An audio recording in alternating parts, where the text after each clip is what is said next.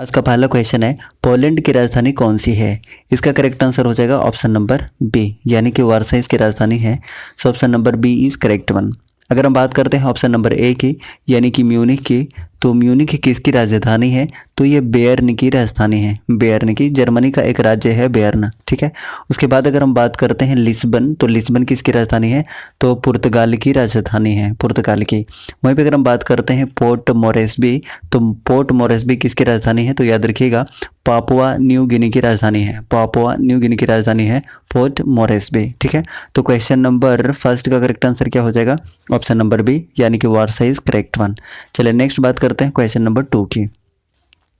निम्नलिखित में से किसी सितंबर 2016 में रोमन कैथोलिक चर्च में संत की उपाधि से विभूषित किया जाएगा? ये देखिए 2016 का करंट अफेयर था, तो ज़्यादा इंपॉर्टेंट नहीं है, लेकिन ज़्यादा इंपॉर्टेंट ये है कि इसका करेक्ट आंसर है ऑप्शन नंबर डी।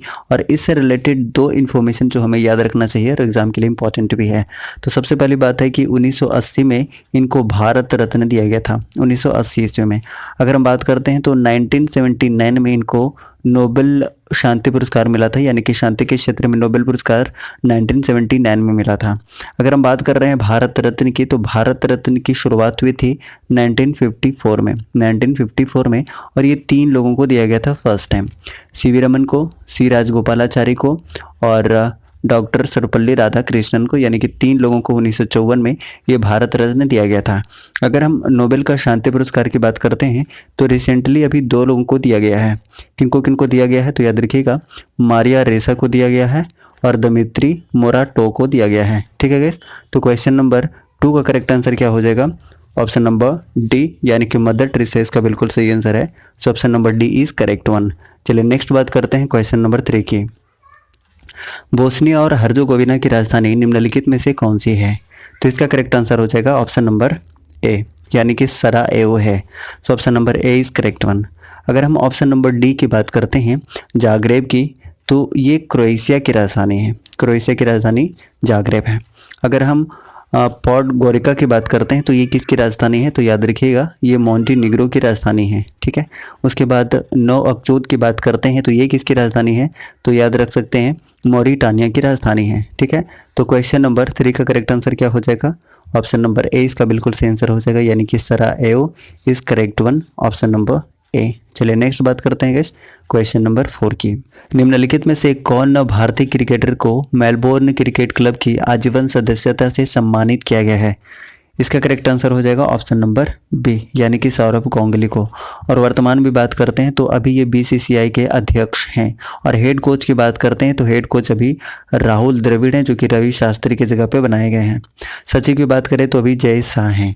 वहीं पे अगर हम आईसीसी की बात कर लेते हैं तो आईसीसी की स्थापना कब हुई थी गाइस? आईसीसी की स्थापना हुई थी 1909 में। हेड क्वार्टर कहाँ पर है? तो दुबई में इसका हेड क्वार्टर है। वहीं पे अगर हम बीसीसीआई की बात करते हैं तो इसकी स्थापना कब हुई थी? तो ये भी याद रख सकते हैं 1928 में, और इसका हेड क्वार्टर अभी मुंबई में है, ठीक है। तो क्वेश्चन नंबर 4 का करेक्ट आंसर क्या हो जाएगा? ऑप्शन नंबर बी, यानी कि Saurav Ganguly is correct one, option number B. चलिए नेक्स्ट बात करते हैं क्वेश्चन नंबर 5 की। Robin Singh 2015 Indian Super League में निम्नलिखित में से किस टीम के लिए खेले थे? इसका करेक्ट आंसर हो जाएगा इस ऑप्शन नंबर ए, यानी कि दिल्ली डायनामोज एफसी के लिए खेले थे। सो option number A is correct one. वर्तमान में इसका भी नाम है दिल्ली कैपिटल, दिल्ली कैपिटल इसका नाम है। अब इसके अलावा हम अगर बात करते हैं आईपीएल की, यानी कि इंडियन प्रीमियर लीग की, तो विश्व का सबसे बड़ा लीग है। और भारत में कब स्टार्ट हुआ था? तो आईपीएल स्टार्ट हुआ है गाइस 2008 में, और 2008 में राजस्थान विजेता बना था। किसको हरा के? तो याद रखिएगा सीएसके को हरा के, ठीक है, चेन्नई सुपर किंग को हराकर। और 2021 की अगर हम बात कर लेते हैं आईपीएल का, क्योंकि यहाँ से क्वेश्चन पूछे जा सकते हैं और काफ़ी इंपॉर्टेंट भी है।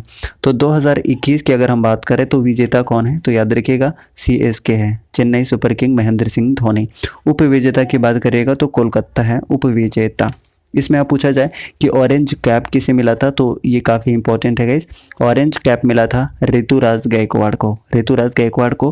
और पर्पल कैप की बात करते हैं तो हर्षल पटेल को मिला था, काफ़ी इंपॉर्टेंट है। और सबसे ज़्यादा बार कौन जीता है? तो मुंबई इंडियंस टोटल 5 बार जीत चुका है और सीएसके 4 बार जीत चुका है, ठीक है। तो क्वेश्चन नंबर 5 का करेक्ट आंसर क्या हो जाएगा? ऑप्शन नंबर ए, यानी कि दिल्ली डायनामोज एफसी इसका बिल्कुल सही आंसर है, option number A is correct one. चलिए नेक्स्ट बात करते हैं क्वेश्चन नंबर 6 की। जनवरी 1, 2016 की स्थिति के अनुसार भारत में कितने उच्च न्यायालय हैं? तो इसका करेक्ट आंसर क्या हो जाएगा?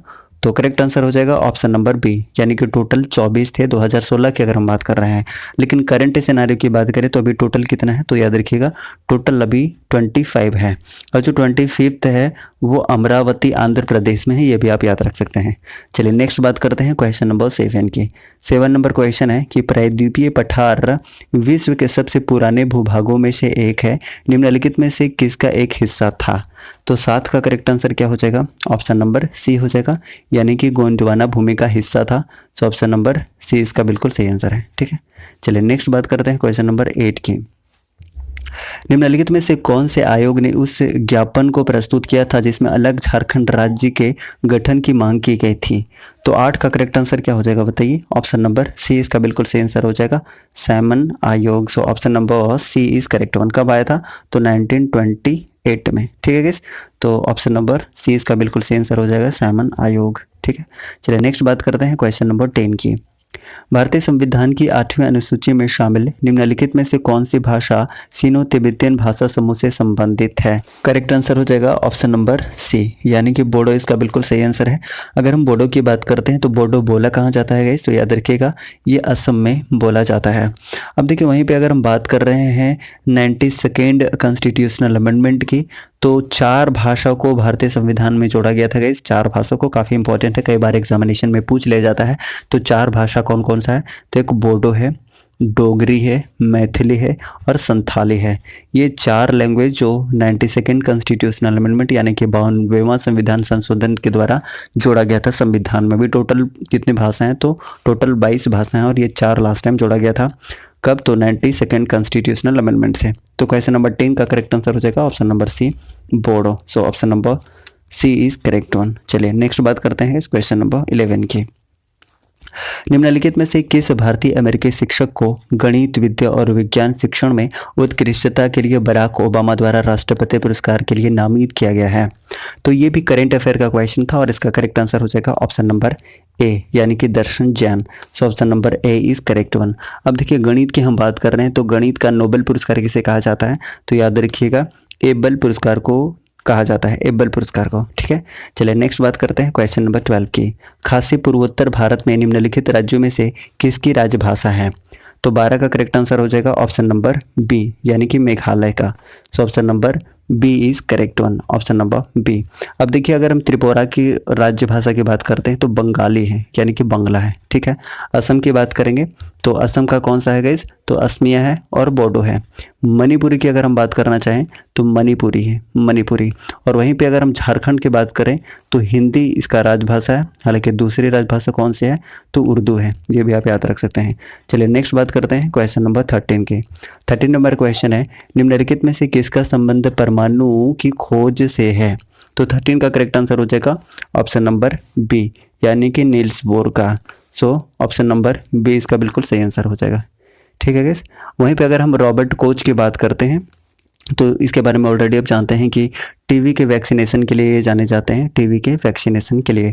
अच्छा, टॉरिस एली की अगर हम बात कर लेते हैं तो ये भी काफ़ी इंपॉर्टेंट है। तो इन्होंने आविष्कार किसका किया था? किसकी? तो याद रख लीजिएगा बैरोमीटर का आविष्कार किया गया था टॉरिस एली के द्वारा। ठीक है, तो क्वेश्चन नंबर 13 का करेक्ट आंसर क्या हो जाएगा? Option number B, Niels Bohr. So option number B is correct one. चलिए नेक्स्ट बात करते हैं क्वेश्चन नंबर 14 की। निम्नलिखित में से वह भाषा कौन सी है जो कभी कभी अरबी लिपि के संशोधित संस्करण में लिखी जाती है? तो 14 का करेक्ट आंसर क्या हो जाएगा? ऑप्शन नंबर ए इसका बिल्कुल सही आंसर हो जाएगा, सिंधी।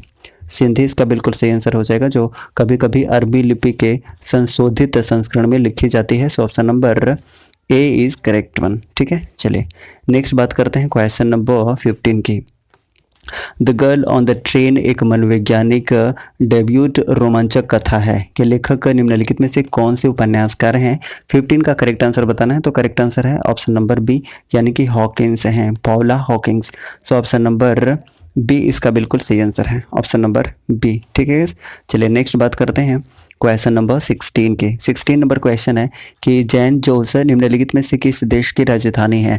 तो 16 का करेक्ट आंसर हो जाएगा ऑप्शन नंबर डी, यानी कि कोस्टा रिका की।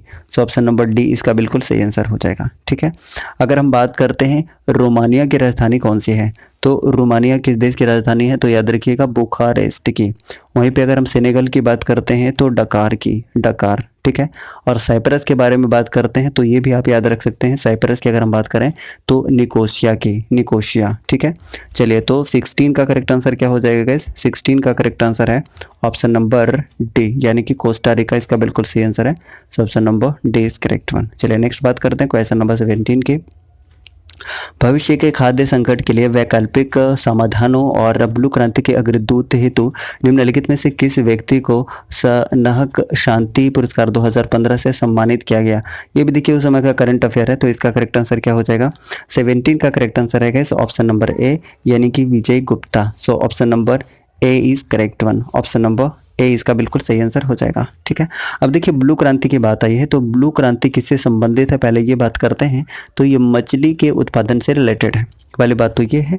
और ब्लू रिवॉल्यूशन यानी कि ब्लू क्रांति के जनक कौन है, तो ये भी याद रख सकते हैं कि हीरालाल चौधरी है और अरुण कृष्णन है, अरुण कृष्णन याद रखिएगा। ब्लू क्रांति के जनक कौन है, तो हीरालाल चौधरी और अरुण कृष्णन, तो ये कई बार एग्जाम में पूछा हुआ है।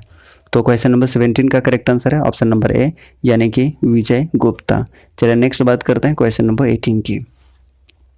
ग्रेगर जोहान मंडल निम्नलिखित में से किस वैज्ञानिक विकास से संबंधित है, तो इसका करेक्ट आंसर क्या हो जाएगा, 18 का करेक्ट आंसर है guys option number C, option number C, यानी कि अनुवांशिक लक्षणों की विरासत के नियम से संबंधित है।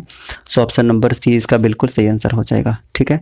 चलिए नेक्स्ट बात करते हैं क्वेश्चन नंबर 19 के। महेंद्र सिंह धोनी IPL 2016 में निम्नलिखित में से कौन सी टीम का प्रतिनिधित्व किए थे, इसका सही आंसर बताना है। तो 19 का करेक्ट आंसर क्या हो जाएगा, ऑप्शन नंबर ए, चेन्नई सुपर किंग, जो कि रिसेंट यानी कि जो IPL 2021 के विजेता है, ये भी कौन है, तो चेन्नई सुपर किंग है और इसके कैप्टन कौन है, महेंद्र सिंह धोनी। सो ऑप्शन नंबर ए इसका बिल्कुल सही आंसर हो जाएगा, ठीक है। और हमने इसके बारे में बताया है IPL के बारे में कि शुरुआत कब हुई थी, 2008 में हुई थी और विजेता राजस्थान बना था और उप विजेता कौन बना था, चेन्नई सुपर किंग बना था। वहीं पे 2021 की हम बात कर रहे थे तो उप विजेता कोलकाता नाइट राइडर्स बना था, KKR बना था, ठीक है गाइस। जिसमें हमने बात किया था कि पर्पल कैप और ऑरेंज कैप किसको किसको मिला था, पर्पल कैप किसको मिला था, तो हर्षल पटेल को मिला था, हर्षल पटेल को। वहीं पे अगर हम बात करें ऑरेंज कैप किसे मिला था, तो ये भी याद रख सकते हैं, ऑरेंज कैप किसे मिला था, तो ऋतुराज गायकवाड़ को मिला था, ठीक है। तो क्वेश्चन नंबर 19 का करेक्ट आंसर क्या हो जाएगा, Chennai super Kings. So option number A is correct one. Next बात करते हैं क्वेश्चन नंबर 20 की। निम्नलिखित में से कौन से वैज्ञानिक विकासवाद के सिद्धांत से संबंधित है, तो इसका करेक्ट आंसर क्या हो जाएगा, इस ऑप्शन नंबर ए इसका बिल्कुल सही आंसर हो जाएगा, यानी कि Charles Darwin. So option number A इसका बिल्कुल सही आंसर होगा, ठीक है। चलिए नेक्स्ट बात करते हैं क्वेश्चन नंबर 21 की। पुस्तक द एसेंशियल गांधी के लेखक निम्न में से कौन है, तो इसका करेक्ट आंसर हो जाएगा option number B, Mahatma Gandhi इसका बिल्कुल सही आंसर हो जाएगा, यानी option number B is correct one. अगर हम ऑप्शन नंबर ए की बात करते हैं रामचंद्र गुहा के, तो इनकी रचना कौन कौन सी है, तो इनकी एक रचना काफ़ी ज़्यादा फेमस है, India after Gandhi and Gandhi before India, काफ़ी फेमस है। उसके बाद हम बात करते हैं पंडित जवाहरलाल नेहरू की, तो नेहरू की अगर हम बात करते हैं तो इनकी भी प्रमुख रचना कौन सी है, तो डिस्कवरी ऑफ इंडिया, याद रखिएगा काफ़ी फेमस बुक रही है इनकी। इसके अलावा बात करते हैं महादेव देसाई की, तो ये भी आप याद रख सकते हैं, महादेव देसाई की एक रचना है गीता अकॉर्डिंग टू गांधी, तो काफ़ी इंपॉर्टेंट है। तो क्वेश्चन नंबर 21 का करेक्ट आंसर क्या हो जाएगा, ऑप्शन नंबर बी, यानी कि महात्मा गांधी इसका बिल्कुल सही आंसर है। So option number B is correct one. चलिए नेक्स्ट बात करते हैं क्वेश्चन नंबर 22 की। All the prime minister men पुस्तक भारत के निम्नलिखित लेखकों में से किसके द्वारा लिखी गई है, तो 22 का करेक्ट आंसर क्या हो जाएगा गाइस, 22 का करेक्ट आंसर है ऑप्शन नंबर बी, यानी कि Janardan Thakur. So option number B is correct one, ठीक है, जनार्दन ठाकुर इसका बिल्कुल सही आंसर है। चलिए नेक्स्ट बात करते हैं क्वेश्चन नंबर 23 की। नेशनल हेराल्ड मामले में अर्जीदार निम्नलिखित में से कौन से हैं, तो 23 का करेक्ट आंसर हो जाएगा option number C, option number C इसका बिल्कुल सही आंसर है, सुब्रमण्यम स्वामी, ठीक है guys. So option number C इसका बिल्कुल सही आंसर हो जाएगा। चलिए नेक्स्ट बात करते हैं क्वेश्चन नंबर 24 की। नीति आयोग के अध्यक्ष निम्नलिखित में से कौन से हैं, तो कौन होते हैं बताइए, प्राइम मिनिस्टर होते हैं, यानी कि प्रधानमंत्री अभी नरेंद्र मोदी इसके अध्यक्ष हैं। उपाध्यक्ष की अगर बात करते हैं, चलिए सबसे पहले नीति आयोग के बारे में हम एक सही इन्फॉर्मेशन की बात करते हैं कि यहाँ से क्या क्या इन्फॉर्मेशन बन सकता है। तो सबसे पहले बात करते हैं कि इसका फुल फॉर्म क्या होता है। तो national institute for transforming India इसका फुल फॉर्म होता है, और इसके जो अध्यक्ष होते हैं हमेशा प्राइम मिनिस्टर होते हैं, और नरेंद्र मोदी इसके क्या हैं, अभी वर्तमान में क्या हैं, इसके अध्यक्ष हैं। उपाध्यक्ष की बात करेगा तो राजीव कुमार है, हालांकि जो प्रथम उपाध्यक्ष बने थे वो अरविंद पनगड़िया बने थे, ये भी आप याद रख सकते हैं। लेकिन प्रथम अध्यक्ष पूछ लिया जाए तो ये नरेंद्र मोदी ही थे, क्योंकि इसकी शुरुआत कब हुई थी, तो 1 जनवरी 2015 को। और ये सरकार का थिंक टैंक है जो कि योजना आयोग के स्थान पर आया था, जो नीति आयोग है। इसके अलावा बात करते हैं कि वर्तमान में अभी सीईओ कौन है, तो अमिताभ कांत इसके सीईओ हैं। और पूछ लिया जाए कि प्रथम कौन थे, तो सिंधु श्री खुल्लर थे। ठीक है, तो क्वेश्चन नंबर 24 का करेक्ट आंसर क्या हो जाएगा, प्रधानमंत्री इसका बिल्कुल सही आंसर है, यानी कि option number A is correct one, option number A. चलिए नेक्स्ट बात करते हैं क्वेश्चन नंबर 25 की। पंचायती राज व्यवस्था के त्रिस्तरीय संरचना में सबसे ऊंचे स्थान पर निम्न में से क्या है, तो 25 का करेक्ट आंसर क्या हो जाएगा, ऑप्शन नंबर ए इसका बिल्कुल सही आंसर हो जाएगा, यानी कि जिला परिषद है, ऑप्शन नंबर ए। अब देखिए पंचायती राज बात करते हैं, पंचायती राज दिवस कब मनाया जाता है, तो याद रखिएगा 24 अप्रैल को मनाया जाता है पंचायती राज दिवस। अगर पूछ लिया जाए कि संवैधानिक दर्जा कब दिया गया था, तो याद रखिएगा 73rd कॉन्स्टिट्यूशनल अमेंडमेंट 1992 को दिया गया था संवैधानिक दर्जा। इसके अलावा बात करते हैं कि लागू कब किया गया था, तो याद रखिएगा कि 24 अप्रैल 1993 को ये लागू किया गया था। अगर त्रिस्तरीय की बात करिएगा तो बलवंत राय मेहता समिति की सिफारिश पर, और 2 स्तरीय किसके सिफारिश पर, तो अशोक मेहता समिति के सिफारिश पर। ये कई बार पूछा हुआ है। ठीक है, तो क्वेश्चन नंबर 25 का करेक्ट आंसर क्या है गाइस, ऑप्शन नंबर ए, यानी कि जिला परिषद इसका बिल्कुल सही आंसर है। चलिए नेक्स्ट बात करते हैं क्वेश्चन नंबर 26 की। ऊपरी सदन जिसे राज्यसभा कहा जाता है की अध्यक्षता निम्नलिखित में से किसके द्वारा निभाया जाता है, तो 26 का करेक्ट आंसर क्या हो जाएगा, ऑप्शन नंबर सी हो जाएगा, उपराष्ट्रपति। राज्यसभा का पदेन सभापति भी कौन होता है, उपराष्ट्रपति होता है, जो अभी कौन है, एम वेंकैया नायडू हैं। ठीक है, चलिए नेक्स्ट बात करते हैं क्वेश्चन नंबर 27 की। चिल्का झील निम्नलिखित में से किस राज्य में स्थित है, तो इसके बारे में भी ऑलरेडी जानते हैं, चिल्का झील कहाँ पर है, तो ये ओडिशा में है। सो ऑप्शन नंबर सी इसका बिल्कुल सही आंसर हो जाएगा। ठीक है, चलिए नेक्स्ट बात करते हैं क्वेश्चन नंबर 28 की। भारत का संविधान मूल रूप से कितने भागों में विभाजित था, तो मूल रूप से कितना था, तो 22 भाग था, टोटल 22 भाग, यानी ऑप्शन नंबर सी इसका बिल्कुल सही आंसर हो जाएगा।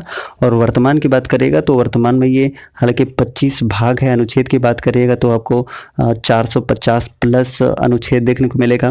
भाग बात करते हैं तो भाग तो टोटल 22 हो गया, और अभी वर्तमान में 25 है। ठीक है, अनुसूची की बात करें तो वर्तमान में अभी कितना है, टोटल 12 है, और शुरुआत की बात करेगा तो 8 था। ठीक है, अनुच्छेद की बात करेगा तो जो संविधान लागू होने के समय कितना था, तो 395 था, अभी कितना है, तो 450 प्लस हो गया है, ये भी आप याद रख सकते हैं।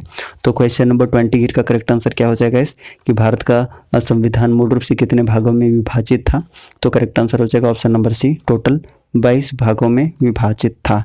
सो option number C is correct one. चलिए नेक्स्ट बात करते हैं क्वेश्चन नंबर 29 की। झारखंड के निम्नलिखित जिलों में से कौन सा जिला विश्व में अभ्रक के मुख्य स्रोतों में से एक है, तो इसका करेक्ट आंसर हो जाएगा हजारीबाग, ऑप्शन नंबर डी इसका बिल्कुल सही आंसर हो जाएगा।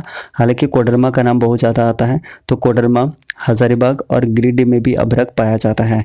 और झारखंड में जो अभ्रक पाया जाता है उसे रूबी कहा जाता है, जो कि सफ़ेद कलर का होता है। तो रूबी प्रकार का अभ्रक झारखंड में बहुतायत मात्रा में पाया जाता है। तो क्वेश्चन नंबर 29 का करेक्ट आंसर क्या हो जाएगा, ऑप्शन नंबर डी हो जाएगा, यानी कि हजारीबाग इज करेक्ट वन। चलिए नेक्स्ट बात करते हैं क्वेश्चन नंबर 30 की। भारत में संवैधानिक सुधारों पर चर्चा करने के लिए पहला गोलमेज सम्मेलन कहाँ आयोजित किया गया था, तो 30 का करेक्ट आंसर हो जाएगा ऑप्शन नंबर ए, यानी कि लंदन में आयोजित किया गया था पहला गोलमेज सम्मेलन। सो option number A is correct one. चलिए नेक्स्ट बात करते हैं क्वेश्चन नंबर 31 की। चौरी चौरा तहसील कौन सी जिले में है जहां नाराज भीड़ ने स्थानीय पुलिस थाने को आग लगाया था, तो 31 का करेक्ट आंसर है ऑप्शन नंबर डी, ये गोरखपुर में है। सो ऑप्शन नंबर डी इसका बिल्कुल सही आंसर हो जाएगा। ठीक है, चलिए नेक्स्ट बात करते हैं क्वेश्चन नंबर 32 का। भारतीय संविधान के अनुसार विधानसभा में निर्वाचित होने वाले सदस्यों की अधिकतम संख्या की सीमा क्या है? तो 32 का करेक्ट आंसर हो जाएगा 500, यानी ऑप्शन नंबर डी इसका बिल्कुल सही आंसर हो जाएगा। अधिकतम सीमा 500 है।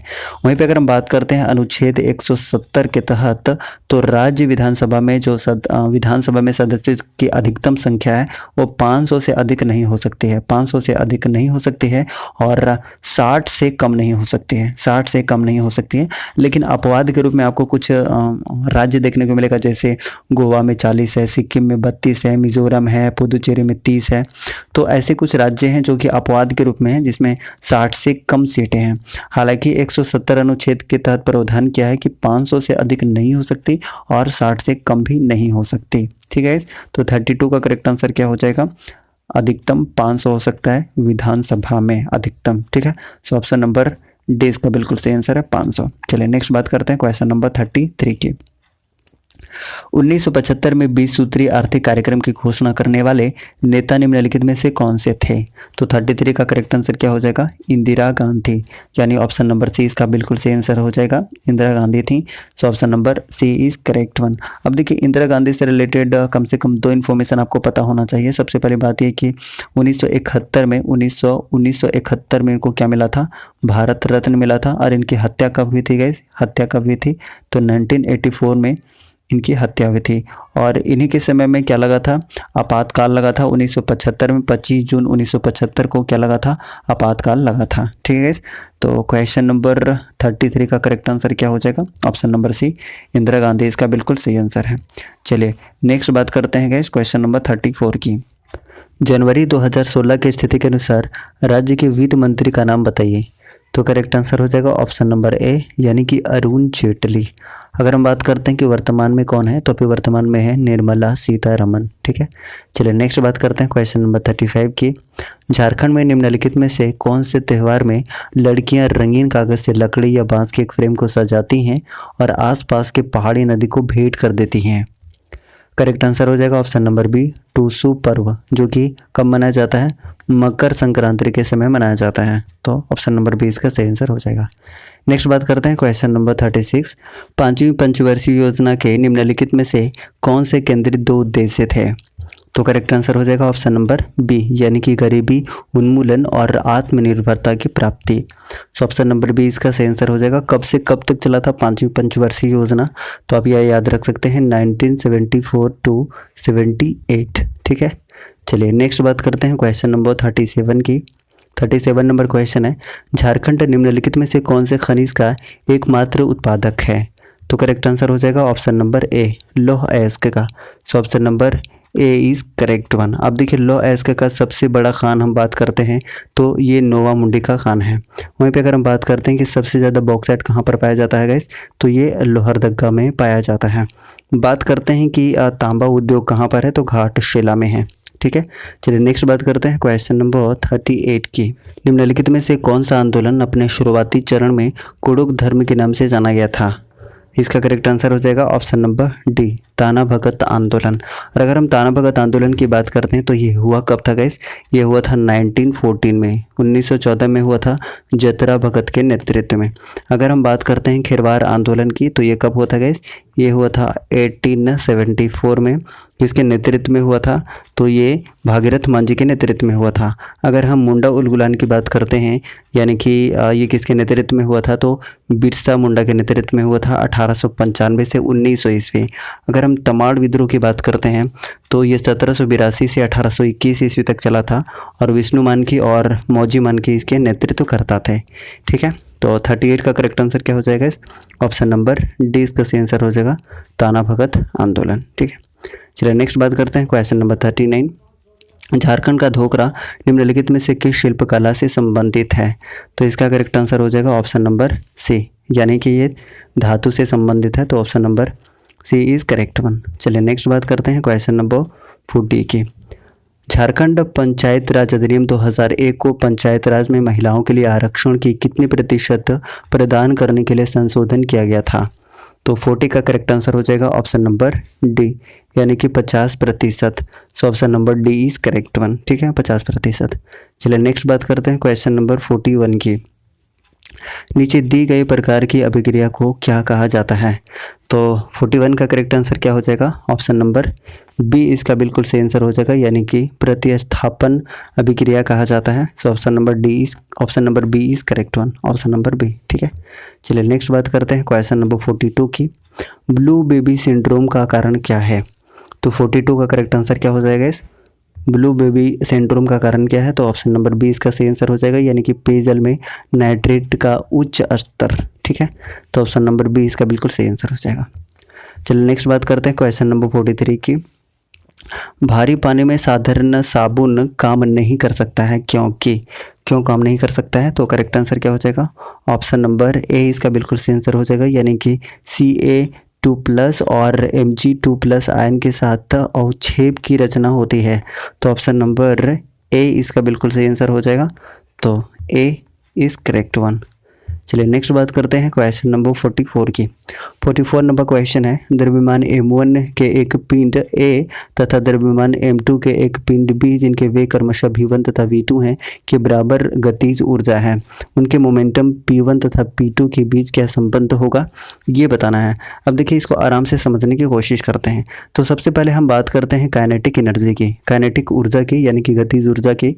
तो गतिज ऊर्जा की हम काइनेटिक एनर्जी की बात करते हैं तो इसका फॉर्मूला क्या होता है?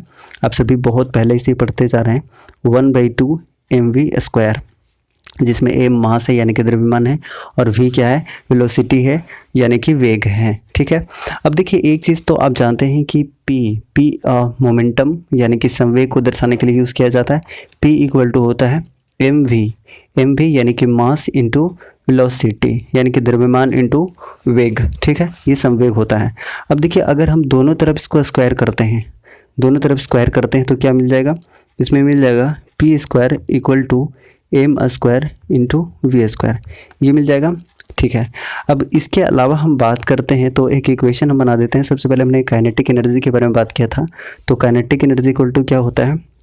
तो अभी हमने बात किया था, एक बार इसको हम ले लेते हैं वाइट पेज ताकि आपको चीज़ें अच्छे से समझ आ जाए। जैसे हमने बात किया कि काइनेटिक एनर्जी इक्वल टू क्या होता है? काइनेटिक एनर्जी इक्वल टू होता है 1/2 mv² होता है। ठीक है, और अभी हमने एक यहाँ पे स्क्वायर करके क्या बनाया था? तो p² इक्वल टू दोनों तरफ स्क्वायर करके हमने बनाया था। अच्छा, अगर हम यहाँ पे देखने की कोशिश करें तो देखिए यहाँ m² v² है और यहाँ पे m इंटू v² है, यानी कि अगर हम यहाँ पे m को v² कर दें, इसके लिए हमें क्या करना होगा? तो इसके लिए हम ऐसा कर सकते हैं कि 1/2 m² लगा देते हैं, इसके बदले नीचे m दे सकते हैं। ठीक है, और ये v² रह जाएगा। तो आप देख सकते हैं कि यहाँ पे आपको क्या मिल गया? m² v², यानी कि m² v² की जगह पे हम क्या पुट कर सकते हैं?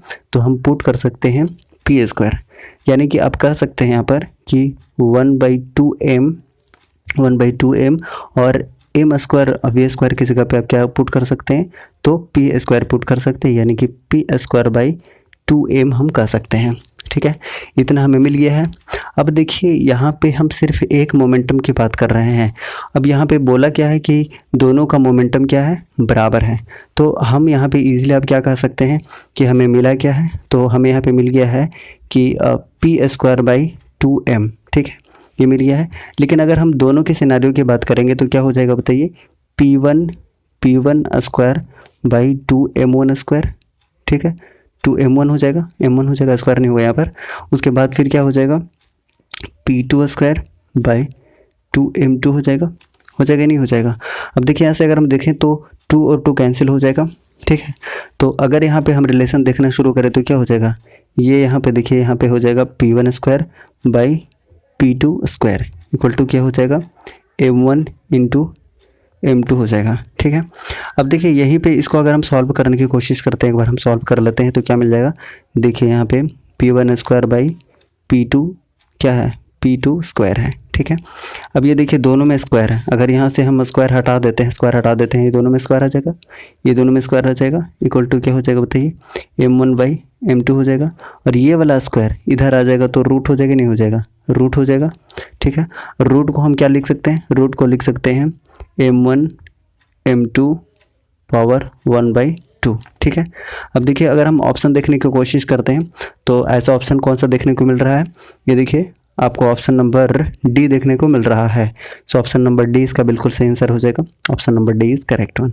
ठीक है गाइस, मेरे ख्याल से कोई समस्या नहीं होनी चाहिए। अब नेक्स्ट बात करते हैं क्वेश्चन नंबर 45 की। कैक्टस की कुछ किस्मों में तने का कौन सा भाग पानी की उपलब्धता के आधार पर तने के बढ़ने और सिकुड़ने में मदद करता है? तो 45 का करेक्ट आंसर क्या हो जाएगा? ऑप्शन नंबर ए इसका सही आंसर हो जाएगा, ribs. So ribs is correct one. Option number A इसका सही आंसर होगा। चलिए नेक्स्ट बात करते हैं क्वेश्चन नंबर 46 की। सोडियम क्लोराइड विलयन की पीएच की स्वभाव क्या होगी? अब इसकी स्वभाव क्या होती है गैस? अगर हम सोडियम क्लोराइड की बात करते हैं तो उदासीन लवण इसको कहा जाता है, यानी कि पीएच वैल्यू इसका 7 होता है। और जिसका भी पीएच वैल्यू 7 होता है इसको न्यूट्रल कहा जाता है गैस। तो ऑप्शन नंबर सी इसका बिल्कुल सही आंसर हो जाएगा। Option number C is correct one. ठीक है, चलिए नेक्स्ट बात करते हैं क्वेश्चन नंबर 47 की। अधिकतर लाउड स्पीकर के कुछ कैबिनेट के अंदर ड्राइव्स क्यों लगे होते हैं? तो 47 का करेक्ट आंसर क्या हो जाएगा गाइस?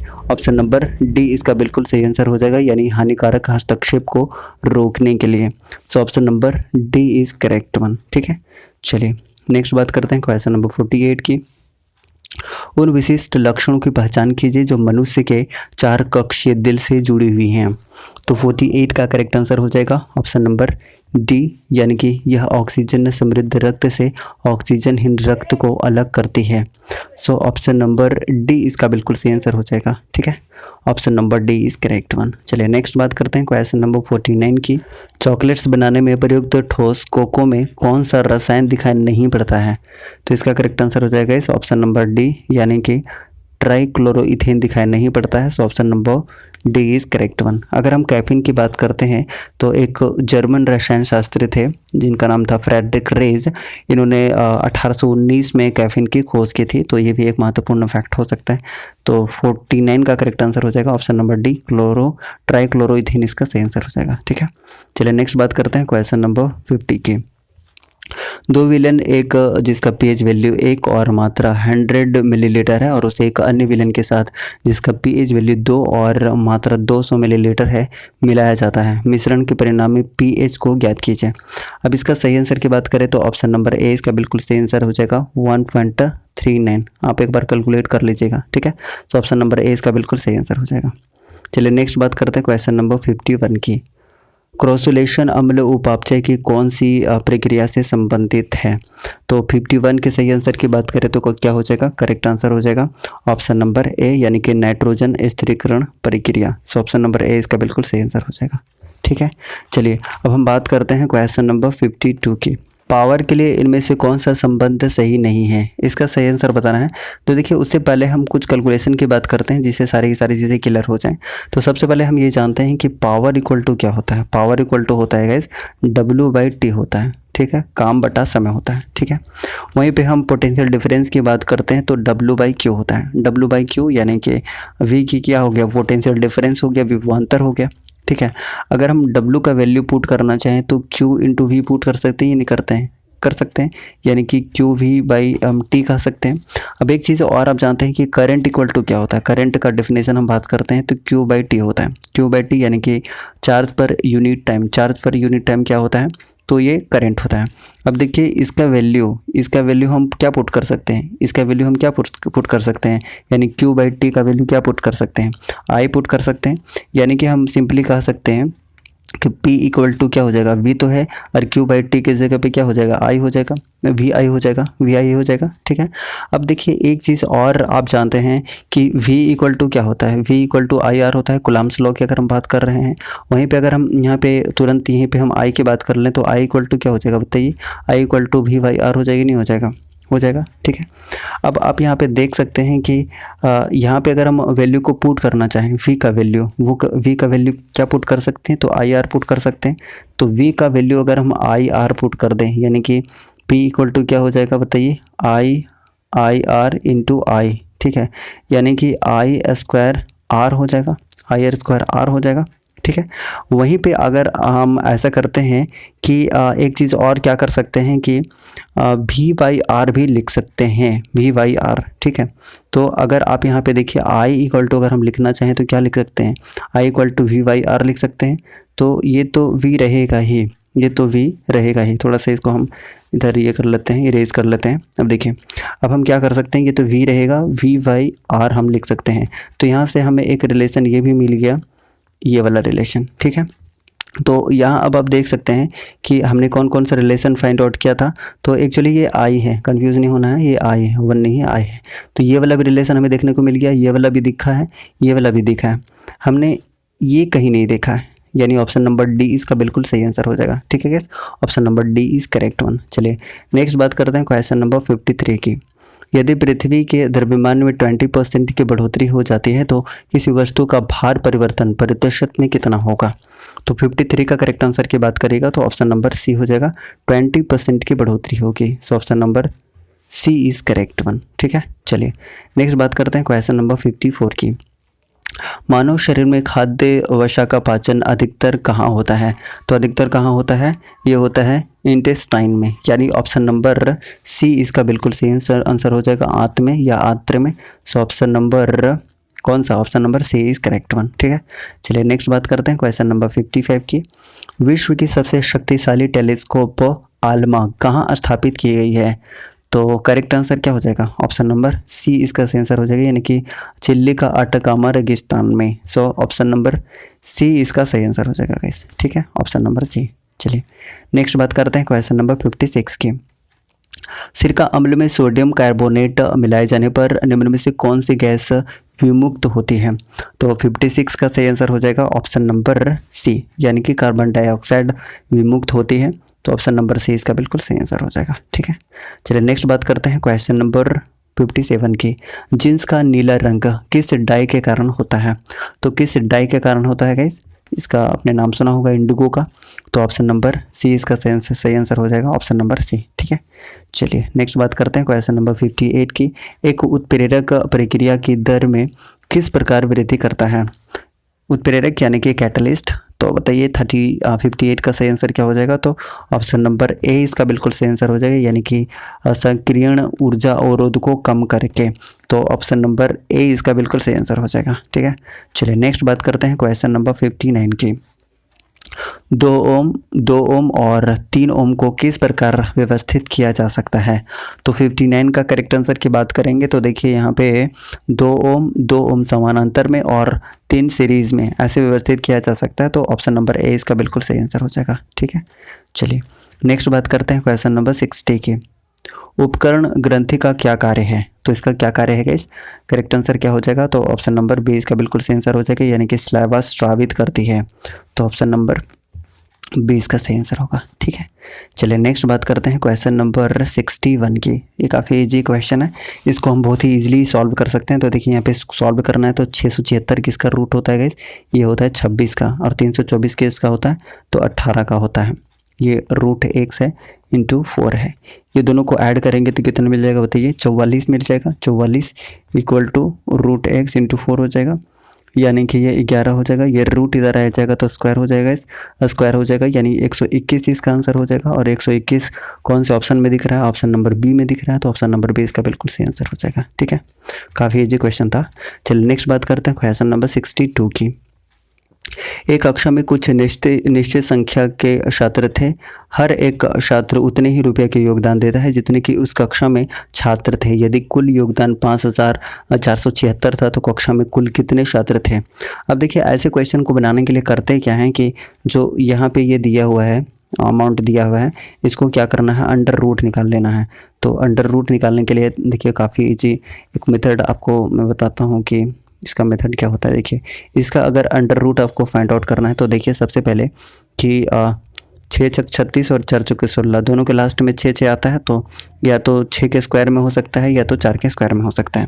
सबसे पहले हम एक बार पेयरिंग कर लेते हैं, ठीक है, पेयरिंग कर लिए।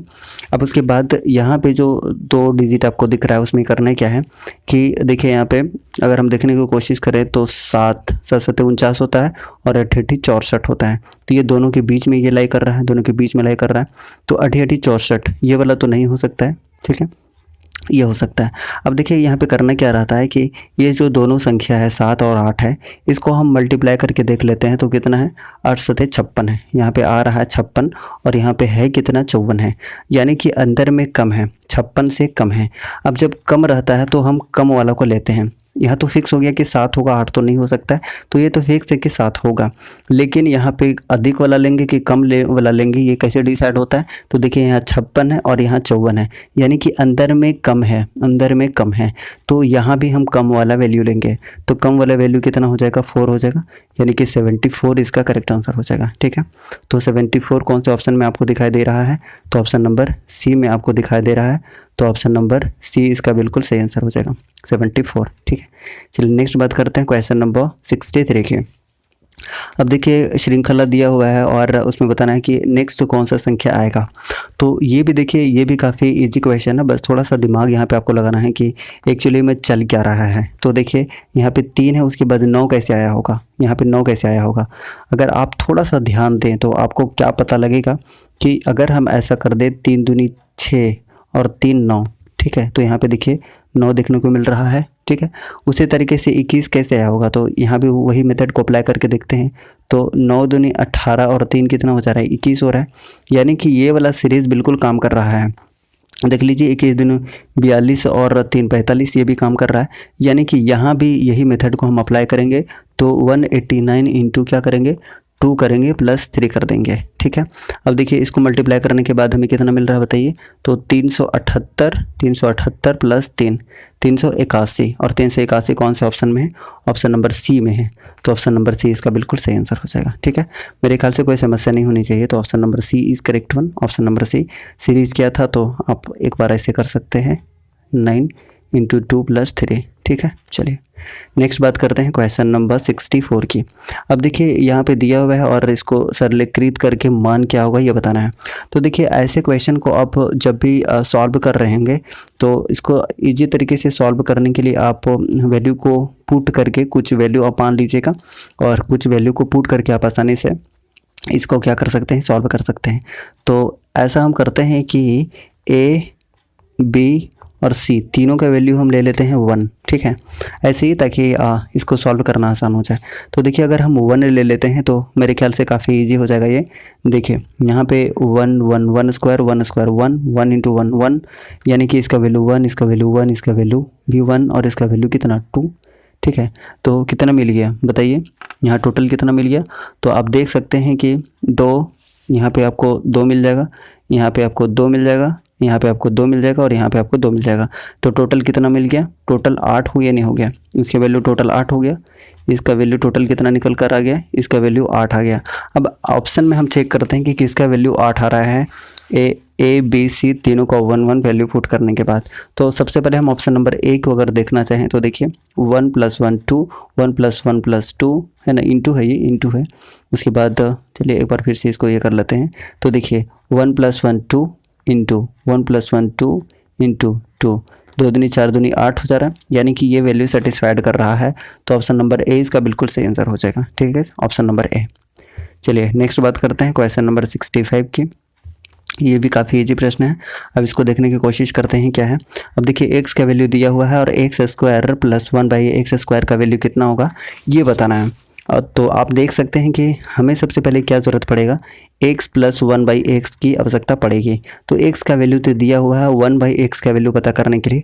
अब देखिए जब भी आपको ऐसा, देखिए एसएससी का काफ़ी फेवरेट रहा है, तो जब भी इस तरीके का सीरीज़ आपको मिलता है और दोनों का स्क्वायर यानी कि 7 और 4 के 16 48, यानी कि दोनों का डिफरेंस अगर 1 आ जाता है, ये दोनों का स्क्वायर करने के बाद डिफरेंस 1 आ जाता है। ठीक है, जैसे 7 49 4√3, ये दोनों का डिफरेंस अगर हम देखने की कोशिश करें और ये दोनों का डिफरेंस अगर 1 आ जाता है, तो हम क्या कर सकते हैं कि अगर इसका अपोजिट निकालना है, 1/x निकालना है, तो सिर्फ साइन को हम चेंज कर देते हैं, सिर्फ साइन को चेंज कर सकते हैं।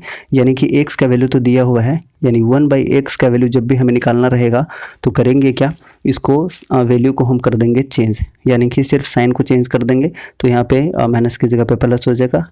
ठीक है, ये हो जाएगा। अब ऐसा करते हैं कि x प्लस 1/x का वैल्यू अगर हम निकालना चाहें तो दोनों को ऐड कर देंगे, ये दोनों को ऐड कर देंगे, और जब दोनों को ऐड कर रहे होंगे तो आपको यहाँ देखने को मिलेगा कि ये माइनस में है और ये प्लस में है, यानी कि 7 और 7 14 हो जाएगा, यानी x प्लस 1/x का वैल्यू कितना हो गया, 14 हो गया। ठीक है, और आपने एक फॉर्मूला देखा है और समझा भी है कि अगर x plus 1/x equal to Z है, अगर हम जेड मान लेते हैं, और x square plus 1/x square अगर निकालना है तो क्या करते हैं, जेड माइनस कितना होता है बताइए, 2 होता है। ऐसा होता क्यों है, अगर आप थोड़ा सा समझना चाहें तो देख लीजिए यहाँ पर 1 प्लस, अगर हम इसको स्क्वायर करते हैं तो क्या हो जाएगा बताइए, x square plus 1/x square plus 2ab मतलब x इंटू 1/x। तो देखिएगा कि यहाँ से ये वैल्यू कट जाएगा। ठीक है, यहाँ से x का वैल्यू कट जाएगा, यहाँ पे 2 रह जाएगा। तो देखिए अगर हम इसका वैल्यू फाइंड आउट कर रहे होंगे तो यहाँ जो ये प्लस में है उधर जाके माइनस में होगा ही नहीं होगा, हो जाएगा। तो उसी तरीके से हम यहाँ पे करने की कोशिश कर रहे हैं कि x प्लस 1/x, ठीक है, दोनों का अगर स्क्वायर निकालना हो तब हम क्या कहेंगे, जेड स्क्वायर माइनस 2, एक ये फॉर्मूला बन गया। ठीक है, तो 1/x का फॉर्मूला कितना था, तो टोटल अगर हम बात करते हैं तो जेड हम मान रहे हैं किसको, तो जेड हम मान रहे हैं x प्लस 1/x को। ठीक है, हमने जेड मान लिया है, तो इसका वैल्यू कितना निकला था, 14 निकला था।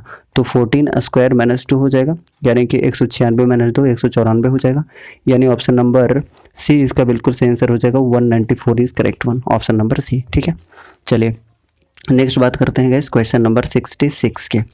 66 नंबर क्वेश्चन है कि यदि एक वृत्ताकार मैदान का अर्धव्यास यानी कि त्रिज्या कितना है, 80 मीटर है, और एक वृत्त चाप केंद्र पर 126 डिग्री का कोण क्या करता है, यहाँ पे बनाता है, सब्सटेंड करता है, तो इस भाग पर 5 रुपये प्रति वर्ग की दर से टाइल्स बनवाने में कितनी लागत आएगी, ये आपको बताना है। तो देखिए काफ़ी इजी प्रश्न है, इसको हम बहुत ही आसानी से सॉल्व करने की कोशिश करते हैं। तो सबसे पहले क्या है कि एक वृत्ताकार मैदान है। ठीक है, एक वृत्ताकार मैदान हो गया। ठीक है, और यहाँ पे क्या कर रहा है कि एक एंगल बना रहा है। ये एंगल कितना है गाइस, तो आप देख सकते हैं 126 डिग्री है, 126 डिग्री है।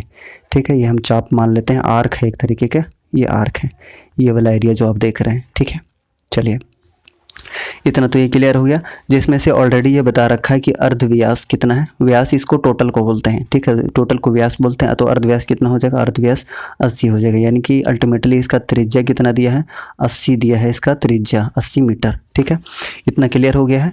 अब देखिए आर्क का फार्मूला क्या होता है, आर्क यानी कि चाप का फार्मूला क्या होता है, तो चाप का फार्मूला होता है guys pi r square theta into 360 degree. ऐसा क्यों होता है बताइए, ऐसा क्यों होता है। अब देखिए सिंपली अगर हम इसको बेसिक तरीके से सॉल्व करने की कोशिश करें तो देखिए आपको एक चीज़ मैं बताता हूँ, इसको रटने की आवश्यकता नहीं है। देखिए ये क्या है, एक वृत्त है, एक सर्कल है। ठीक है, अब ये एक सर्कल है, तो यहाँ पर इस बिंदु पर, इस पॉइंट पे टोटल कितना 360 डिग्री का एंगल बनता ही नहीं बनता है, 360 का एंगल बनता है। और ये जो हम अगर पूरा का पूरा इसका क्षेत्रफल निकालने की बात करें तो क्षेत्रफल क्या होता है, पाई आर स्क्वायर होता है। ठीक है, तो उसी तरीके से अगर हम यहाँ पे इक्वेट करके भी निकालने की कोशिश करें कि यहाँ पे 360 डिग्री बराबर कितना हो जाएगा, पाई आर स्क्वायर हो जाएगा। ठीक है, तो 1 डिग्री इक्वल टू क्या हो जाएगा, डिवाइडेड बाई 360 हो जाएगा।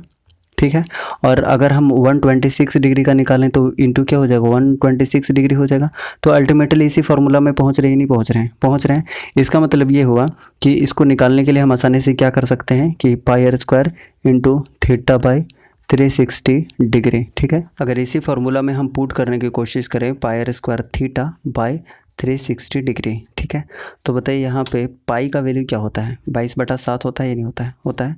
और आर का वैल्यू कितना है, यानी कि त्रिज्या कितना दिया हुआ है, 80 मीटर दिया हुआ है, तो इसका स्क्वायर हो जाएगा, इंटू कितना हो जाएगा, थीटा का वैल्यू क्या दिया हुआ है, तो 126 डिग्री दिया हुआ है, और नीचे कितना हो जाएगा, 360 डिग्री हो जाएगा, नहीं हो जाएगा। ठीक है, 360 डिग्री हो जाएगा।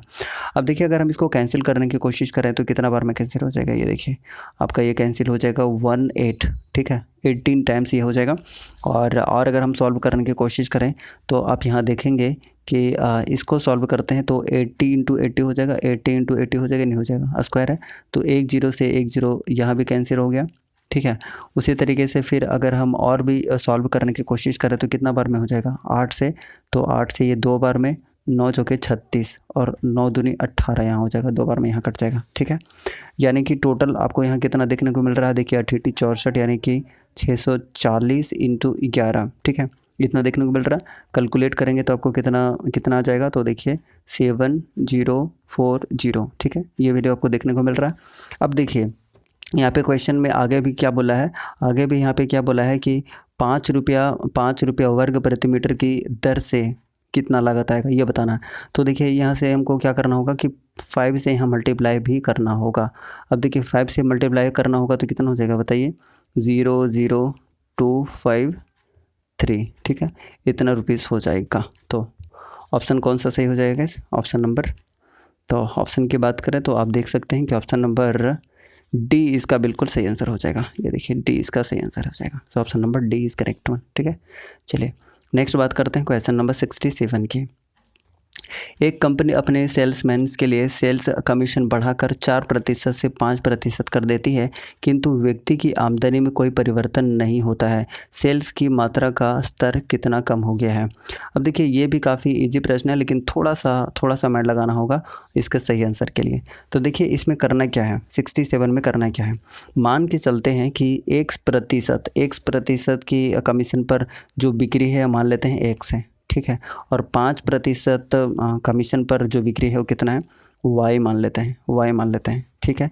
यानी कि हम सिंपली क्या कर सकते हैं, यानी कि 4% इंटू X, देखिए दोनों का स्तर क्या है, दोनों का बराबर है, बराबर यहाँ पे बोल दिया है, ठीक है ना, कोई भी परिवर्तन नहीं होता है तो बराबर है। तो इक्वल टू क्या हो जाएगा बताइए, 5% इंटू Y हो जाएगा, ठीक है, Y हो जाएगा। यानी हम कह सकते हैं कि 4X इक्वल टू 5Y हो जाएगा, 5Y हो जाएगा। अगर हम इसको वैल्यू Y का वैल्यू निकालना चाहें तो कितना हो जाएगा, ये आपको Y का वैल्यू हो जाएगा 4/5X हो जाएगा। और इसको आप पॉइंट में अगर करना चाहें तो 0.8x आपको देखने को मिलेगा Y का वैल्यू आपको इतना देखने को मिलेगा। अब देखिए क्या किया है, अब इसमें करना क्या है कि एक्चुअली में ये दोनों का डिफरेंस निकालना है, ठीक है। तो x और y का डिफरेंस हम निकाल लेंगे कि दोनों का डिफरेंस क्या हो जाएगा। तो x माइनस वाई, ये दोनों का डिफरेंस पता कर लेते हैं कि कितना स्तर में कमी हुआ है या बढ़ोतरी हुआ है, जो भी तो देखने की कोशिश करते हैं। तो x तो है ही x, और y की जगह पे y का वैल्यू कितना निकला था बताइए, 0.8x निकला था, नहीं निकला था। तो इसमें क्या करेंगे, माइनस कर देंगे तो 0.8x, ठीक है। तो इसका वैल्यू कितना निकल कर आ जाएगा बताइए, तो इसका निकल कर आ जाएगा 0.2x वैल्यू निकल कर आ जाएगा, ठीक है। अब देखिए प्रतिशत पूछा है, प्रतिशत में है आंसर दिया है, तो इसका प्रतिशत फाइंड आउट कर लेते हैं। तो देखिए कितना है, तो 0.2x है, 0.2x है, इंटू 100 कर लेंगे, इंटू 100 डिवाइडेड बाई कितना हो जाएगा बताइए, डिवाइडेड बाई x हो जाएगा। x ही तो बेस रहेगा ना इसका, और यहाँ इंटू x रहेगा, तो x और x ये कैंसिल हो जाएगा, और यहाँ पे इसको कैलकुलेट करेंगे तो कितना आ जाएगा बताइए, आपको देखने को मिलेगा 20%, यानी कि करेक्ट आंसर क्या हो जाएगा, ऑप्शन नंबर डी इसका बिल्कुल सही आंसर हो जाएगा, 20%, ठीक है। चलिए नेक्स्ट बात करते हैं क्वेश्चन नंबर 68 की। m और n के फॉर्म में ये दिया हुआ है। अब देखिए इसको सॉल्व करने के लिए हम क्या करेंगे, तो देखिए सबसे पहले हमें यहाँ पे दिमाग क्या लगाना है कि m n इक्वल टू 121, किसका स्क्वायर होता है, 11 का स्क्वायर होता ही नहीं होता है। तो आप यहाँ पे स्पष्ट रूप से देख सकते हैं कि यहाँ जो m का वैल्यू है, m का जो वैल्यू है ये कितना हो जाएगा, 11 हो जाएगा, और n का जो वैल्यू है ये कितना हो जाएगा, 2 हो जाएगा। अब देखिए इसमें हम क्या करते हैं, सिंपली पुट कर देते हैं।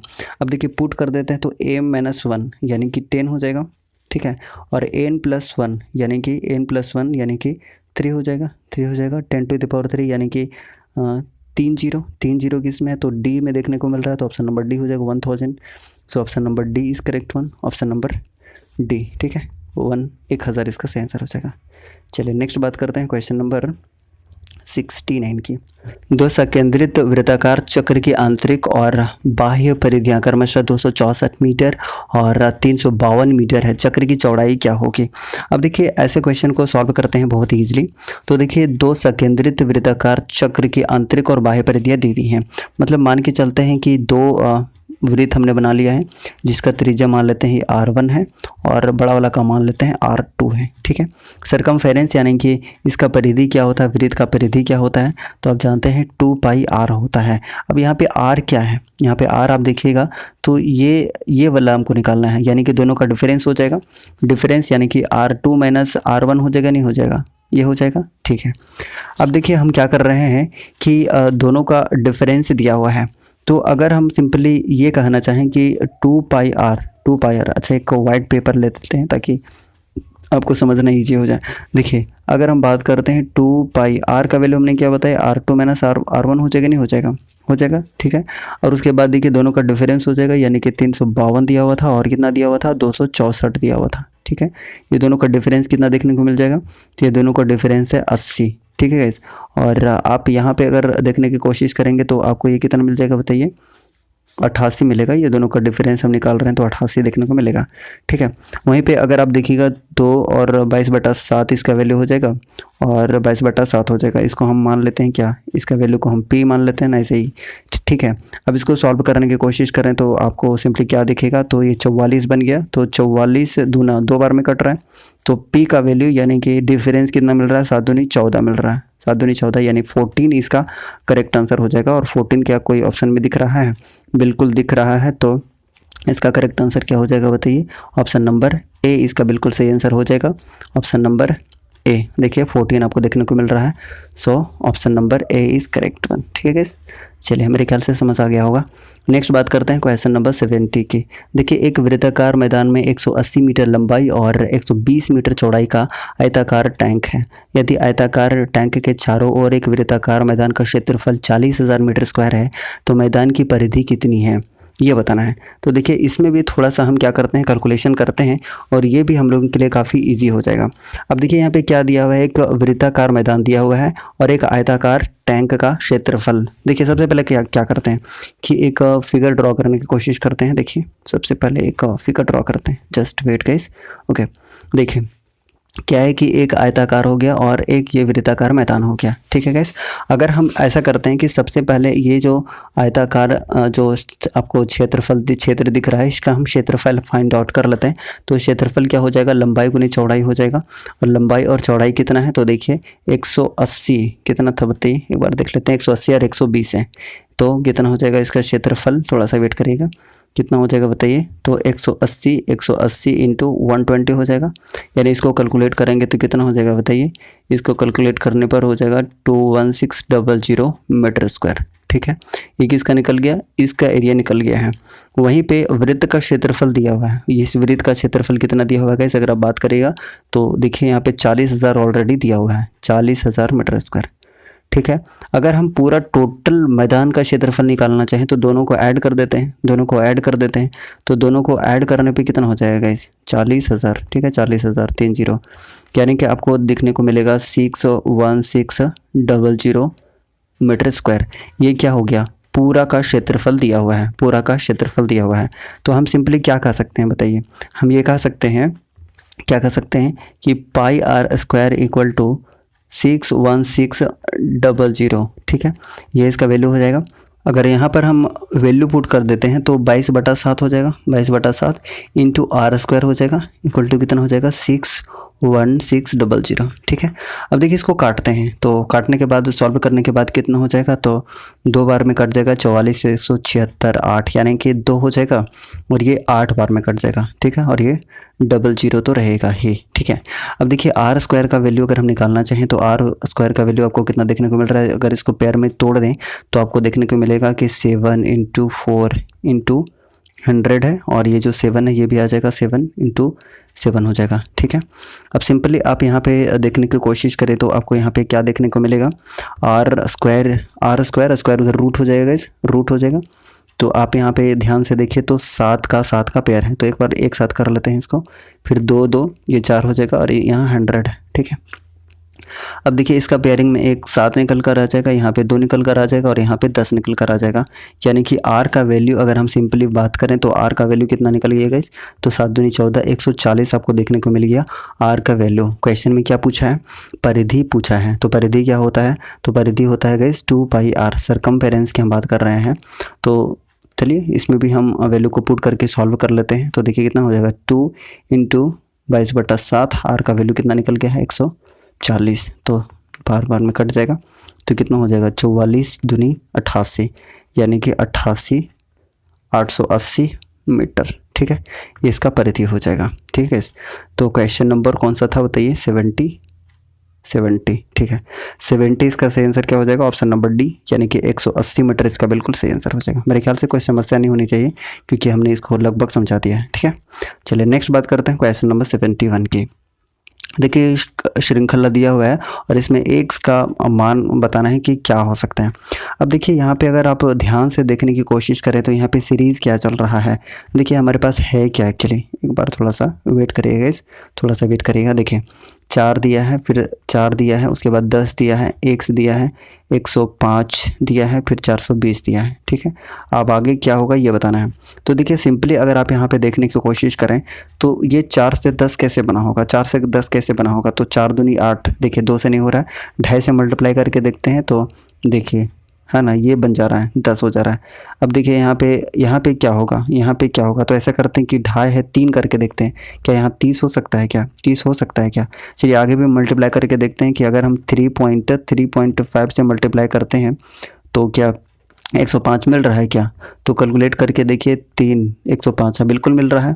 अब देखते हैं कि 3.5 4 से मल्टीप्लाई करने पे मिल रहा है क्या। देखिए 4 5 के 20 4, बिल्कुल यही सीरीज चल रहा है, यानी कि 2.5 3 3.5 4 4.5 ऐसे चल रहा है। तो 10 में 3 से मल्टीप्लाई कर लेंगे, यानी कि 30 इसका बिल्कुल सही आंसर हो जाएगा गैस। यानी कि अगर हम 71 नंबर क्वेश्चन देखते हैं, 1 मिनट, 71 नंबर क्वेश्चन देखते हैं तो ऑप्शन नंबर सी आपको देखने को मिलेगा और ऑप्शन नंबर सी इसका बिल्कुल सही आंसर है। यानी कि कौन सा सीरीज चल रहा है, तो 2.5 यानी कि 2.5 3 3.5 4 4.5 ऐसे ही सीरीज चलता जा रहा है। तो ऑप्शन नंबर सी इसका बिल्कुल सही आंसर हो जाएगा। ठीक है, चलिए नेक्स्ट बात करते हैं क्वेश्चन नंबर 72 की। एक वृत्त से 150 डिग्री के कोण का एक भाग काटकर निकाला जाता है और काटकर निकाले गए भाग का क्षेत्रफल 25/2 वर्ग सेंटीमीटर है। वृत्त का क्षेत्रफल कितना होगा। अब देखिए ये भी काफ़ी इजी प्रश्न है और काफ़ी इजी है, मतलब कि थोड़ा सा आप ध्यान दीजिएगा तो आपको ये चीज़ समझ आ जाएगा। देखिए 150 डिग्री इक्वल टू कितना हो जाएगा बताइए, 25/2 सेंटीमीटर। चलिए इसको भी एक वाइट पेज में आपको बताने की कोशिश करते हैं ताकि आपको ये चीज़ें समझ आ जाए। तो देखिए सबसे पहले क्या दिया हुआ है कि 150 degree equal to 25/2 centimetre square दिया हुआ है। ठीक है, और देखिए पूरा अगर हमको क्षेत्रफल निकालना है तो आप जानते हैं कि पॉइंट पर कितना बनता है, टोटल 360 डिग्री का एंगल बनता है। 360 डिग्री का एंगल बनता है तो आप समझ सकते हैं कि हमको क्या करना पड़ेगा कि 150 का है तो सबसे पहले 1 का निकाल लेंगे, उसके बाद 360 डिग्री का वैल्यू निकाल लेंगे तो टोटल क्षेत्रफल इसको देखने को मिल जाएगा। ठीक है, तो 1 का वैल्यू निकाल लेंगे तो कितना हो जाएगा बताइए, इसका आप देखिएगा तो आपको कितना हो जाएगा, तो 25/2 और 1 का वैल्यू निकाल रहे हैं इंटू 1/150 और 360 का निकालना होगा तो क्या करेंगे, इंटू 360 करेंगे, नहीं करेंगे, बिल्कुल करेंगे। ठीक है, अब जब इसको सॉल्व कर रहे होंगे तो कितना बार में कट जाएगा, तो सबसे पहले ऐसा करते हैं कि 1 0 से 1 0 कैंसिल हो जाएगा। ठीक है, फिर 5 से देखिए 3 बार में कट जाएगा, 5 3 15 और 5 25 हो जाएगा। अब फिर देखिए 3 से इसको भी हम काट सकते हैं, कैंसिल कर सकते हैं, तो कितना 12 बार में हो जाएगा और इसको फिर ये 6 बार में हो जाएगा। ठीक है, और अब आप देखिएगा तो 5 6 25 30 इसका सही आंसर हो जाएगा। 30 सेंटीमीटर स्क्वायर इसका क्षेत्रफल निकल कर आ जाएगा। तो 72 का सही आंसर की बात करें तो आपको ऑप्शन नंबर ए देखने को मिल रहा है। सो ऑप्शन नंबर ए इसका बिल्कुल सही आंसर हो जाएगा। इस option number A is correct one. ठीक है guys, 30 centimetre square, option number A इसका सही आंसर हो जाएगा। चलिए नेक्स्ट बात करते हैं क्वेश्चन नंबर 73 की। एक क्यूब का बॉडी डायगोनल दिया हुआ है इतना सेंटीमीटर, यानी कि 3√3 सेंटीमीटर है, तो उसका आयतन यानी कि वॉल्यूम और तल क्षेत्रफल कितना होगा ये बताना है। तो देखिए डायगोनल दिया हुआ है, हम क्यूबिक को बॉडी की बात कर रहे हैं तो डायगोनल दिया हुआ है।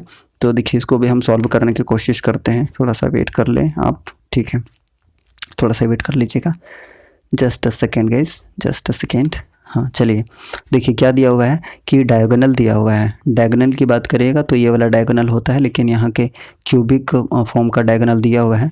तो डायगोनल यानी कि विकर्ण दिया हुआ है गाइस। और अगर हम क्यूबिक का डायगोनल की बात करते हैं तो क्या होता है बताइए, इसका डायगोनल क्या होता है। तो विकर्ण क्या होता है, आप जानते हैं कि घनाभ का विकर्ण इक्वल टू क्या होता है, यानी कि डायगोनल इक्वल टू होता है 3 इंटू भुजा, भुजा को हम मान लेते हैं ए, ठीक है। अब देखिए इसका वैल्यू दिया हुआ है, डायगोनल का वैल्यू दिया हुआ है 3√3 दिया हुआ है, इक्वल टू कितना हो जाएगा 3 इंटू ए इसका वैल्यू हो जाएगा। तो इसको अगर हम कैंसिल करते हैं तो ए का वैल्यू निकल कर कितना आ गया, ए का वैल्यू पता चल गया कि कितना होगा बताइए, 3 हो जाएगा। ए का वैल्यू हमें कितना पता चल गया, ए का वैल्यू हमें 3 पता चल गया, ठीक है। ए का वैल्यू कितना पता चला है, तो 3 पता चल गया है, ए का वैल्यू 3, ठीक है। अब करेंगे क्या, ए का वैल्यू 3 पता चल गया है तो इसका वॉल्यूम क्या होता है, तो एक क्यों होता है 3 × 9 = 27 हो जाएगा। और हम इसके क्षेत्रफल की बात करते हैं तो 6a² होता है, यानी कि कितना हो जाएगा 3 × 9 = 54 हो जाएगा, ठीक है, 54 हो जाएगा। तो 27 और 54 कौन से ऑप्शन में देखने को मिल रहा है, अगर हम क्वेश्चन नंबर 73 की बात कर रहे हैं, जस्ट वेट, 73 नंबर क्वेश्चन आपको देखने को मिल जा रहा है, option number A, option number A इसका देखने को मिल रहा है। तो ऑप्शन नंबर ए इसका बिल्कुल सही आंसर हो जाएगा, इस option number A is correct one, यानी कि 27 घन सेंटीमीटर और 54 वर्ग सेंटीमीटर इसका बिल्कुल सही आंसर हो जाएगा, ठीक है। चलिए नेक्स्ट बात करते हैं क्वेश्चन नंबर 74 की। देखिए 74 नंबर क्वेश्चन क्या दिया हुआ है कि एक शंकु, एक गोलार्ध और एक सिलेंडर का एक समकक्ष आधार पर खड़े हैं और उनकी ऊंचाई समान है, उनके आयतन यानी कि वॉल्यूम का अनुपात ज्ञात कीजिए, ठीक है। देखिए त्रिज्या ऊंचाई के बराबर है, ये दिया हुआ है। अब देखिए काफ़ी इजी तरीके से इसको सॉल्व करने की कोशिश करते हैं और काफ़ी इजी है। यहाँ पे सबसे पहले बताया क्या दिया है कि यहाँ पे मान लेते हैं आर और एच का वैल्यू क्या है, बराबर है, ठीक है, दोनों का बराबर है, इक्वल टू हम एक से ऐसा मान लेते हैं ताकि सॉल्व करना आसान हो जाए।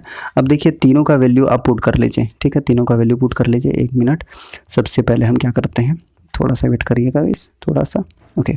चलिए तो सबसे पहले देखिए यहाँ पे शंकु का अगर हम बात करते हैं क्षेत्रफल की तो कितना होता है, वॉल्यूम की अगर हम बात कर रहे हैं तो 1/3 πr² होता है, ये वॉल्यूम है। उसके बाद हम बात करते हैं तो किसका है बताइए, तो गोलार्ध की बात करते हैं तो 2/3 πr³ है। उसी तरीके से हम बात करते हैं किसका है, तो πr² हो जाएगा, किसका हो जाएगा, बेलन का हो जाएगा, ठीक है। अब देखिए इसमें हम ये वाला वैल्यू अगर आप देखिएगा तो 1/3 हो जाएगा, पाई हो जाएगा। अब ये देखिए r के बराबर या x के बराबर कह सकते हैं, तो x³ हो जाएगा, नहीं हो जाएगा, हो जाएगा। फिर आप देखिए यहाँ तो खैर हो ही जाएगा 2/3 पाई x³ हो जाएगा यहाँ पर भी, और पाई यहाँ भी हो जाएगा, पाई, ये देखिए पाई हो जाएगा यहाँ पर, और ये जो है ये भी x³ के फॉर्म में हम लिख सकते हैं। तो आप सिंपली यहाँ पे क्या देख सकते हैं, आप देख सकते हैं कि यहाँ पे कौन कौन से कैंसिल हो रहा है, तो पाई तो सबसे पहले कैंसिल हो जाएगा, ये भी कैंसिल हो जा रहा है। अब देखिए यहाँ पे क्या लिख सकते हैं, 1/3 हो जाएगा, इस 2/3 हो जाएगा, ठीक है। उसके बाद यहाँ पे क्या बचा 1, तो 1/1 हो जाएगा। अब देखिए इसको अगर हम एलसीएम 3 ले लेते हैं तो 3 कट जाएगा तो 1 बचेगा, फिर यहाँ 3 कैंसिल हो जाएगा तो 2 बचेगा, और यहाँ पे 3 1 से मल्टीप्लाई हो जाएगा तो 3 हो जाएगा, यानी कि 1:2:3 इसका करेक्ट आंसर हो जाएगा, ठीक है गाइस। अब देखिए ऑप्शन कौन सा है, अगर हम 74 की बात कर रहे हैं तो थोड़ा सा वेट करिएगा। 74 नंबर क्वेश्चन अगर आप देखना चाहें तो आपको क्या देखने को मिलेगा, ऑप्शन नंबर ए इसका सही आंसर हो जाएगा, ठीक है। ऑप्शन नंबर ए यानी कि 1:2:3 इसका बिल्कुल सही आंसर होगा, तो option number A is correct one, ठीक है। चलिए नेक्स्ट बात करते हैं क्वेश्चन नंबर 75 की। दी गई आकृति में 4 छवियाँ दी गई हैं जिनमें से एक के अलावा शेष एक पैटर्न का अनुसरण करती हैं, उस छवि को ज्ञात कीजिए जो विषम है। अब देखिए यहाँ पे आप देखिएगा तो आपको क्या देखने को मिलेगा कि इसमें और इसमें आप तीनों में गौर करने की कोशिश करें तो ये देखिए ये जो झुका हुआ है वो अंदर की ओर है, ये देखिए एरो आपको अंदर की ओर देखने को मिलेगा, यहाँ भी अंदर की ओर देखने को मिलेगा, लेकिन इसमें बाहर है, ये देखिए ये वाला एरो बाहर देखने को मिल रहा है, ये वाला, इसका मतलब ये वाला बिल्कुल ऑड है, यानी कि 3 इसका सही आंसर हो जाएगा, ऑप्शन नंबर सी इसका बिल्कुल सही आंसर हो जाएगा। अगर आप ध्यान से देखिए तो सी बिल्कुल अलग दिखाई दे रहा है, तो सी इसका सही आंसर हो जाएगा, ठीक है। चलिए नेक्स्ट बात करते हैं क्वेश्चन नंबर 76 की। हरीश यास्मीन का भाई है। अब देखिए यहाँ पे डायग्राम हम बनाते जाते हैं। हरीश भाई है, किसका है, तो यास्मीन का, ठीक है, यास्मीन के।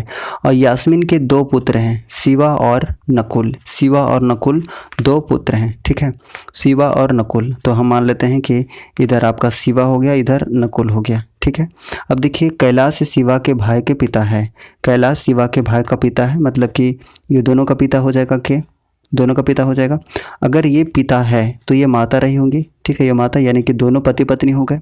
अब उसके बाद फिर क्या पूछ रहा है कि कैलाश का हरीश के साथ क्या संबंध है। तो देखिए क्या संबंध हो जाएगा, कैलाश का हरीश के साथ क्या संबंध हो जाएगा, जीजा या बहनोई का, यानी ऑप्शन नंबर डी इसका सही आंसर हो जाएगा। Option number D is correct one. ठीक है, चलिए नेक्स्ट बात करते हैं क्वेश्चन नंबर 77 की। 77 नंबर क्वेश्चन क्या दिया हुआ है, इसमें दिया है कि दिए गए पैटर्न में 5 4 के तुरंत बाद कितनी बार आता है। तो देखिए 4 के तुरंत बाद 5 कितने बार आता है, तो देखिए 4 के तुरंत बाद आपको यहाँ एक देखने को मिल रहा है, 4 के तुरंत बाद आपको एक यहाँ देखने को मिल रहा है, यानी कि 2 ही बार देखने को मिल रहा है। तो करेक्ट आंसर क्या हो जाएगा बताइए, 77 का सही आंसर क्या हो जाएगा, ऑप्शन नंबर सी हो जाएगा, यानी कि 2 बार। Option number C is correct one. ठीक है, चलिए नेक्स्ट बात करते हैं क्वेश्चन नंबर 78। कुछ मित्र एक गोल मेज के चारों ओर बैठे हुए हैं, उनमें से एक महेश है और महेश के दाईं ओर 9 लोग बैठे हैं, कुल कितने लोग बैठे हैं। तो काफ़ी बहुत ही ईजी क्वेश्चन है। अब बोल रहा है महेश के दाईं ओर कितने हैं, तो दाहिने ओर 9 लोग बैठे हैं, तो 9 और एक खुद ये 10, तो 10 लोग हैं। काफ़ी ईजी प्रश्न है, एकदम बच्चा वाला प्रश्न है, तो ऑप्शन नंबर सी इसका सही आंसर हो जाएगा। ठीक है, चलिए नेक्स्ट बात करते हैं क्वेश्चन नंबर 79 की। समानांतर चतुर्भुज का क्षेत्रफल 98 सेंटीमीटर स्क्वायर है और समांतर चतुर्भुज का आधार इसकी ऊंचाई से 2 गुना है। समांतर चतुर्भुज की ऊंचाई कितनी है। अब देखिए ये भी काफ़ी इजी प्रश्न है, इसको सॉल्व करने की कोशिश करते हैं। तो देखिए यहाँ पे समांतर चतुर्भुज दिया हुआ है, यानी कि क्या होता है, इसका आधार गुने ऊंचाई होता है। तो देखिए ऊंचाई अगर हम x मान लेते हैं तो आधार दुगुना है, यानी कि 2x हो जाएगा। ठीक है, और इसका क्षेत्रफल क्या होता है, तो आधार इंटू ऊंचाई होता है, आधार इंटू ऊंचाई होता है, यानी कि हम क्या कह सकते हैं, यहाँ पे हम सिंपली कह सकते हैं कि x इंटू 2x। ठीक है, क्योंकि ये दुगना है, आधार दुगना है, तो क्या हो जाएगा, कितना दिया हुआ है, तो देखिए यहाँ पे 98 सेंटीमीटर स्क्वायर दिया हुआ है, 98 सेंटीमीटर स्क्वायर दिया हुआ है। अब देखिए 2 से इसको कैंसिल कर सकते हैं, तो 49 हो जाएगा। और यहाँ पे देखिए तो कितना हो जाएगा, x into x square equal to 49 हो जाएगा। यानी x का वैल्यू अगर हम निकालना चाहें तो x का वैल्यू कितना देखने को मिल जाएगा, इसका अंडर रूट हो जाएगा, यानी कि 7 हो जाएगा, 7 हो जाएगा। और यहाँ पे पूछा क्या है, यहाँ पे ऊंचाई पूछा हुआ है, तो ऊंचाई कितना है, देखिए x दिया हुआ है, x है, तो ऊंचाई का वैल्यू कितना हो जाएगा, 7 हो जाएगा। सो ऑप्शन नंबर ए इसका बिल्कुल सही आंसर हो जाएगा, 7 centimetre. Option number A is correct one. ठीक है, चलिए नेक्स्ट बात करते हैं क्वेश्चन नंबर 80 की। 80 नंबर क्वेश्चन क्या है कि एक समलंबाकार नहर की ऊपरी भाग 10 मीटर चौड़ी और निचला भाग 6 मीटर चौड़ा है। यदि नहर के अनुप्रस्थ काट का क्षेत्रफल 480 मीटर स्क्वायर है तो नहर की गहराई कितनी होगी। अब देखिए ये भी काफ़ी इजी प्रश्न है। अब देखिए इसको हम कैसे सॉल्व करते हैं। सबसे पहले अगर हम समलंब की बात करते हैं, यानी कि ट्रापीजियम की बात करते हैं, तो ट्रापीजियम का क्षेत्रफल क्या होता है, ये सबसे ज़्यादा इंपॉर्टेंट है। तो अब चाहते हैं 1/2 और दोनों का जो बेस होता है, जैसे अगर मान लेते हैं कि ये समलंब है तो ये दोनों का जो आधार है ये दोनों का योग होता है, यानी कि 10 और 6 16 हो जाएगा, 16 हो जाएगा। ठीक है, और एच तो दिया हुआ नहीं है और इसका क्षेत्रफल दिया हुआ है 480 वर्ग मीटर। ठीक है, तो इक्वल टू कितना हो जाएगा बताइए, 480 वर्ग मीटर हो जाएगा। अगर इसको हम वाइट पेपर में थोड़ा सा सॉल्व करके आपको दिखाने की कोशिश करें तो देखिए क्या हो जाएगा, 1/2 हो जाएगा इंटू 10 और 6 कितना हो जाएगा, 16 हो जाएगा, इंटू एच इक्वल टू कितना हो जाएगा, 480 हो जाएगा। ठीक है, अब देखिए इसको हम काटते हैं, कैंसिल करते हैं, तो कितना हो जाएगा 8 और 8 × 48 60, यानी कि एज का वैल्यू कितना निकल कर आ गया, 60 निकल कर आ गया, 60 निकल कर आ गया। ठीक है गाइस, तो 80 का करेक्ट आंसर क्या हो जाएगा, 80 का, देखिए 80 नंबर क्वेश्चन हम देखते हैं तो 60 कौन सा ऑप्शन में है, ऑप्शन नंबर सी आपको देखने को मिल रहा है, तो 60 इसका बिल्कुल सही आंसर हो जाएगा। इस ऑप्शन नंबर सी इसका सही आंसर है, 60 मीटर। ठीक है, चलिए नेक्स्ट बात करते हैं क्वेश्चन नंबर 81 की। 80 नंबर क्वेश्चन है कि दी गई छवि में 4 आकृतियाँ दी गई हैं, किस मामले में आकृति की 2 समान भागों में विभाजित किया जा सकता है। अब देखिए यहाँ पे आप देखिए ध्यान से, अगर आप इस पिक्चर को देख रहे हैं तो देखिए किसको हम समान भाग में बांट सकते हैं, इसको नहीं बांट सकते हैं, ये देखिए इसको भी नहीं बांट सकते हैं, ये देखिए बिल्कुल समान भाग में बट जा रहा है, कि बिल्कुल यहाँ पे आप देखिएगा कि अगर यहाँ पे अगर आप बांट दें तो ये बिल्कुल समान भाग में दोनों तरफ बढ़ जा रहा है, तो ऑप्शन नंबर 20 का बिल्कुल सही आंसर हो जाएगा। ठीक है, ऑप्शन नंबर 20 करेक्ट आंसर 2। ठीक है, चलिए नेक्स्ट बात करते हैं क्वेश्चन नंबर 82 की। सुधाकर के पास 13 फूल हैं। वह प्रतिदिन सुबह मंदिर में 3 फूल चढ़ाता है और इसके बाद बाग में 2 फूल तोड़ता है। मंदिर में चढ़ाने के लिए उसके पास 3 फूल किसी दिन नहीं होंगे। अब देखिए इसको हम बड़े ही आसानी से समझ सकते हैं, थोड़ा सा दिमाग लगाना पड़ेगा लेकिन समझ आ जाएगा। देखिए क्या है कि उसके पास 13 फूल हैं, उसके पास टोटल 13 फूल हैं। ध्यान से समझिएगा, समझ आ जाएगा आपको। देखिए 13 फूल हैं, 13 फूल में करता क्या है, वो 3 फूल चढ़ाता है और 2 फूल तोड़ लेता है। अब उसके पास कितने फूल बच गए, तो देखिएगा कि 12 फूल बच गए। तो पहला दिन इसके पास कितने फूल बच गए, 12। ठीक है, उसी तरीके से फिर नेक्स्ट डे क्या होगा कि इसके पास 12 फूल हैं, जिसमें से वो क्या करेगा, 3 फूल को चढ़ा लेगा और 2 फूल को क्या करेगा, तोड़ लेगा। अब कितना बच गया, उसके बाद टोटल 11 फूल बच गया। ये कितना हुआ दिन है, तो दूसरा दिन है। उसी तरीके से तीसरा दिन क्या हो जाएगा, अब इसके पास 11 फूल है। उसके बाद फिर क्या करेगा बताइए, उसके बाद फिर 3 फूल को ये चढ़ा देगा और 2 फूल को तोड़ लेगा। अब उसके पास कितना बचा, 10 बचा। और ये कितना, कौन सा दिन है, तो ये आपको दिन मिलेगा तीसरा। ठीक है, तो आप क्या देखिए कि थोड़ा सा अगर हम इसको और ऊपर करते हैं तो 10 में तीसरा दिन है, तो उसी तरीके से 9 फिर हो जाएगा 8 7 6 5 4 3 2 ऐसे करके हो जाएगा। तो देखिए तीसरा दिन है, ये चौथा दिन हो जाएगा, ये 5वां दिन, छठा दिन, 7वां, 8वां, 9वां, 10वां, 11वां दिन। अब देखिए 11वां दिन हुआ क्या होगा, 11वां दिन ऐसा हुआ होगा कि इसके पास 3 फूल रहा होगा और ये 3 फूल को क्या कर दिया, चढ़ा दिया और 2 फूल को तोड़ा। तो अब इसके पास कितना फूल बचा, 2 फूल बचा। यानी कि वो 11वां दिन कम्प्लीटली चढ़ा चुका था, 11वां दिन चढ़ा चुका था। लेकिन 12वां दिन इसके पास मात्र कितने फूल बचे हुए हैं, तो 2 ही फूल बचे हुए हैं। यानी कि अब ये 3 नहीं चढ़ा सकता है, यानी कि 12वां दिन इसके पास कोई भी फूल नहीं होगा। ठीक है, मेरे ख्याल से आपको कोई प्रॉब्लम नहीं हुआ होगा। अगर फिर भी प्रॉब्लम हुआ तो एक बार हम रिपीट कर रहे हैं। 13 टोटल फूल है। ठीक है, 13 में क्या कर रहा है, 13 में ये 3 चढ़ा देता है और 2 तोड़ लेता है। ठीक है, तो कितना बच गया, टोटल 12 बच गया, यही हमने बताया था। और लगातार आप देखते चले जाएंगे तो जो अगर हम बात करते हैं कि 3 फूल जब इसके पास होगा, 11वां दिन हम बात कर रहे हैं, 3 फूल होगा, तो 11वां दिन क्या करेगा, ये 3 फूल तो चढ़ा देगा और तोड़ेगा कितना, 2 फूल तोड़ेगा। यानी कि 11वां दिन कम्प्लीटली ये चढ़ा दे रहा है, लेकिन 12वां दिन इसके पास कितने फूल बच रहे हैं, मात्र 2 फूल बच रहे हैं। यानी कि 12वां दिन ये 3 फूल नहीं चढ़ा सकता है। ठीक है गाइस, तो 12वां इसका करेक्ट आंसर हो जाएगा। ठीक है, अब देख लीजिए 82 का करेक्ट आंसर क्या है, थोड़ा सा वेट कर लीजिए गाइस, थोड़ा सा। तो देखिए 12वां दिन यानी ऑप्शन नंबर डी इसका सही आंसर हो जाएगा। यानी कि 12वां दिन उसके पास 3 फूल चढ़ाने के लिए नहीं होगा। ठीक है, ऑप्शन नंबर डी इसका सही आंसर हो जाएगा। ठीक है, चलिए नेक्स्ट बात करते हैं क्वेश्चन नंबर 83। अभाज्य संख्या को 2 से गुना किया जाता है, इसका गुणनफल इनमें से क्या हो सकता है। अब देखिए अगर आप ध्यान से देखने की कोशिश करें तो इसको अगर 2 से गुना किया हो गया होगा तो कितना हो जाएगा बताइए, 48 हो जाएगा। इसको 2 से गुना किया गया होगा तो ये कितना हो जाएगा बताइए, 6 हो जाएगा। इसको अगर 2 से गुना किया गया होगा तो ये 13 हो जाएगा। और इसको 2 से गुना किया होगा तो इसके बारे में तो सोचना ही नहीं है। तो देखिए यहाँ पर कि तीनों में अभाज्य संख्या कौन है, तो 48 तो अभाज्य संख्या नहीं है, क्योंकि ये 6 भी नहीं है, क्योंकि 2 और 3 से ये कैंसिल हो जा रहा है। और ये तो बहुत सारा आपको 8 से 6 से कैंसिल हो जा रहा है, 2 से हो जा रहा है, 4 से हो जा रहा है। तो 48 भी नहीं हो सकता, 6 भी नहीं हो सकता। 13 अभाज्य संख्या बिल्कुल है, जिसको 2 से गुना करके कितना 26 बनाया गया। अगर ऑप्शन को हम चेक करते हैं तो ऑप्शन नंबर डी इसका सही आंसर हो जाएगा 26। अब देखिए अगर आप बात कर रहे हैं कि अभाज्य संख्या क्या होता है, तो अभाज्य संख्या यानी कि प्राइम नंबर उसको कहते हैं जो कि स्वयं से, खुद से और किसी दूसरे संख्या से विभाजित नहीं होता है। जैसे एग्जांपल के लिए हम मान लेते हैं 4 देखिए, तो 4 क्या है कि ये 4 से भी डिवाइड हो रहा है, 1 से भी डिवाइड हो रहा है। ठीक है, इसके अलावा भी ये 2 से डिवाइड हो रहा है। ठीक है, यानी कि खुद से और 1 के अलावा भी 2 से डिवाइड हो रहा है, मतलब ये भाज्य संख्या है, कंपोजिट नंबर है, न कि प्राइम नंबर है। ठीक है, लेकिन अगर हम 2 का एग्जांपल ले लेते हैं, 2 अगर हम एग्जांपल लेते हैं तो देखिए ये 2 से डिवाइड हो रहा है और 1 से हो रहा है, और किसी भी संख्या से डिवाइड नहीं होगा।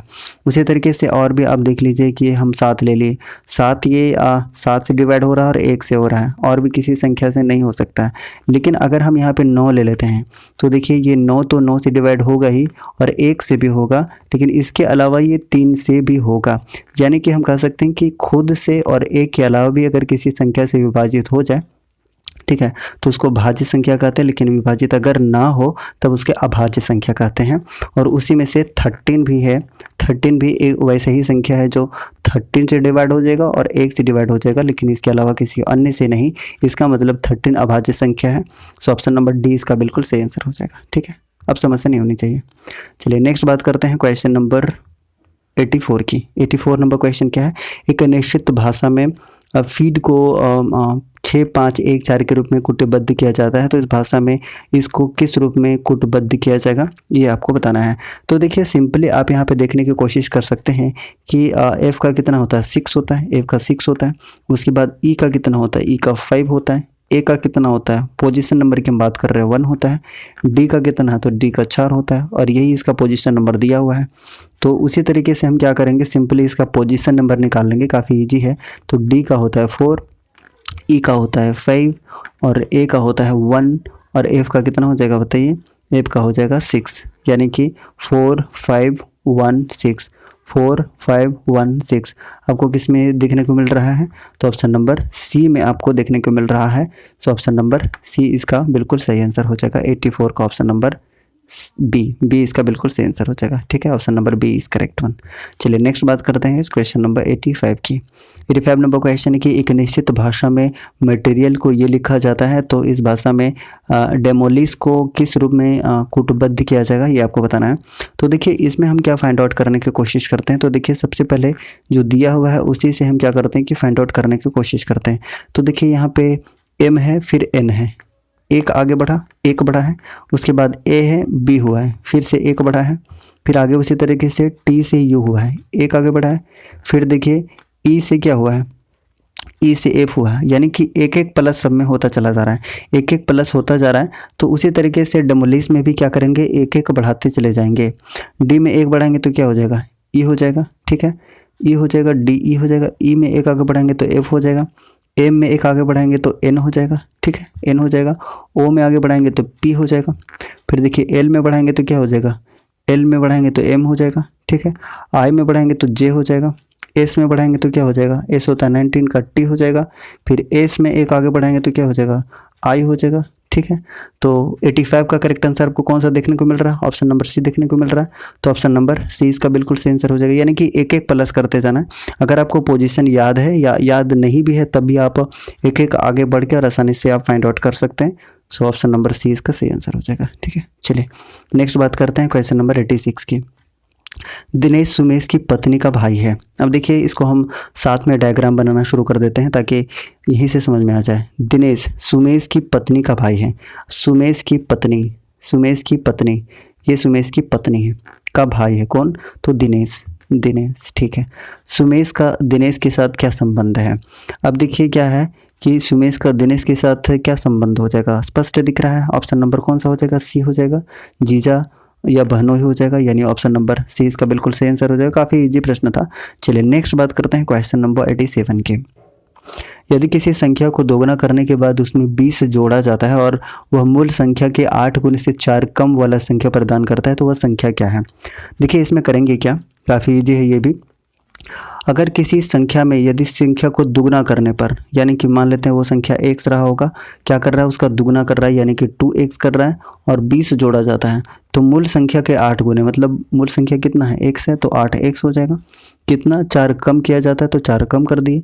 अब मूल संख्या याद करना है, यानी कि x का वैल्यू फाइंड आउट करना है। तो आप सिंपली यहाँ पे देखिए कितना हो जाएगा, यहाँ देखिए 8 में से 2x जाएगा तो कितना बच जाएगा, 6x बच जाएगा, और ये इधर जाएगा तो 24 हो जाएगा, 24 हो जाएगा। कैंसिल करेंगे तो कितना हो जाएगा, 6 चौके 24, 6 चौके 24, यानी x का मूल वैल्यू कितना निकल कर आ गया, 4 निकल कर आ गया। मतलब कि ऑप्शन नंबर ए इसका बिल्कुल सही आंसर हो जाएगा। इस option number A is correct one. ठीक है, चलिए नेक्स्ट बात करते हैं क्वेश्चन नंबर 88 की। 88 नंबर क्वेश्चन अब देखने की कोशिश करते हैं, और ये भी काफ़ी इजी होगा, थोड़ा सा दिमाग लगाना पड़ सकता है।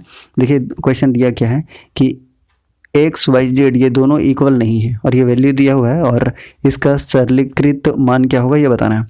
तो देखिए इसमें हम करेंगे क्या, इसमें एक थोड़ा सा हम दिमाग लगाने की कोशिश करते हैं कि एक्स का वैल्यू को पुट करने की कोशिश करते हैं, देखते हैं यहाँ से आंसर आता है या नहीं।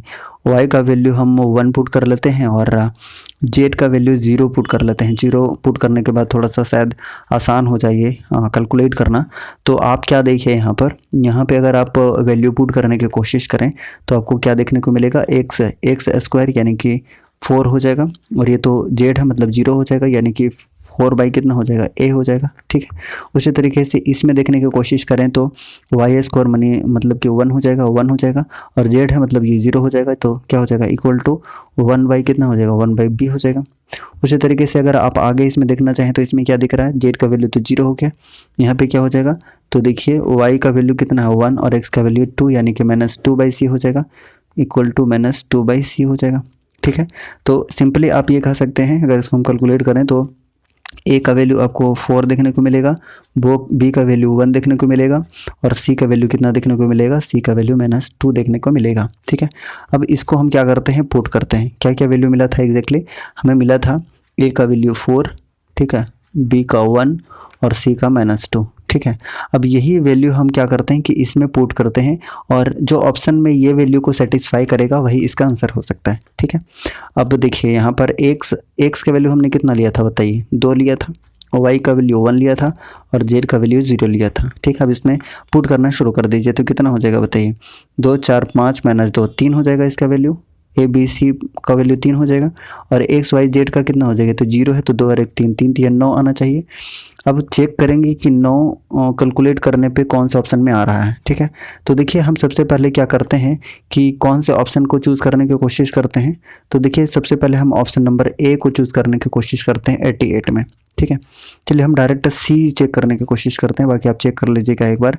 सी को अगर आप चेक करिए थोड़ा सा, तो क्या है देखिए, ए का वैल्यू कितना था, देखिए ए का वैल्यू 4 था, ए का वैल्यू 4 था, बी का वैल्यू 1 था, और सी का वैल्यू -2 था।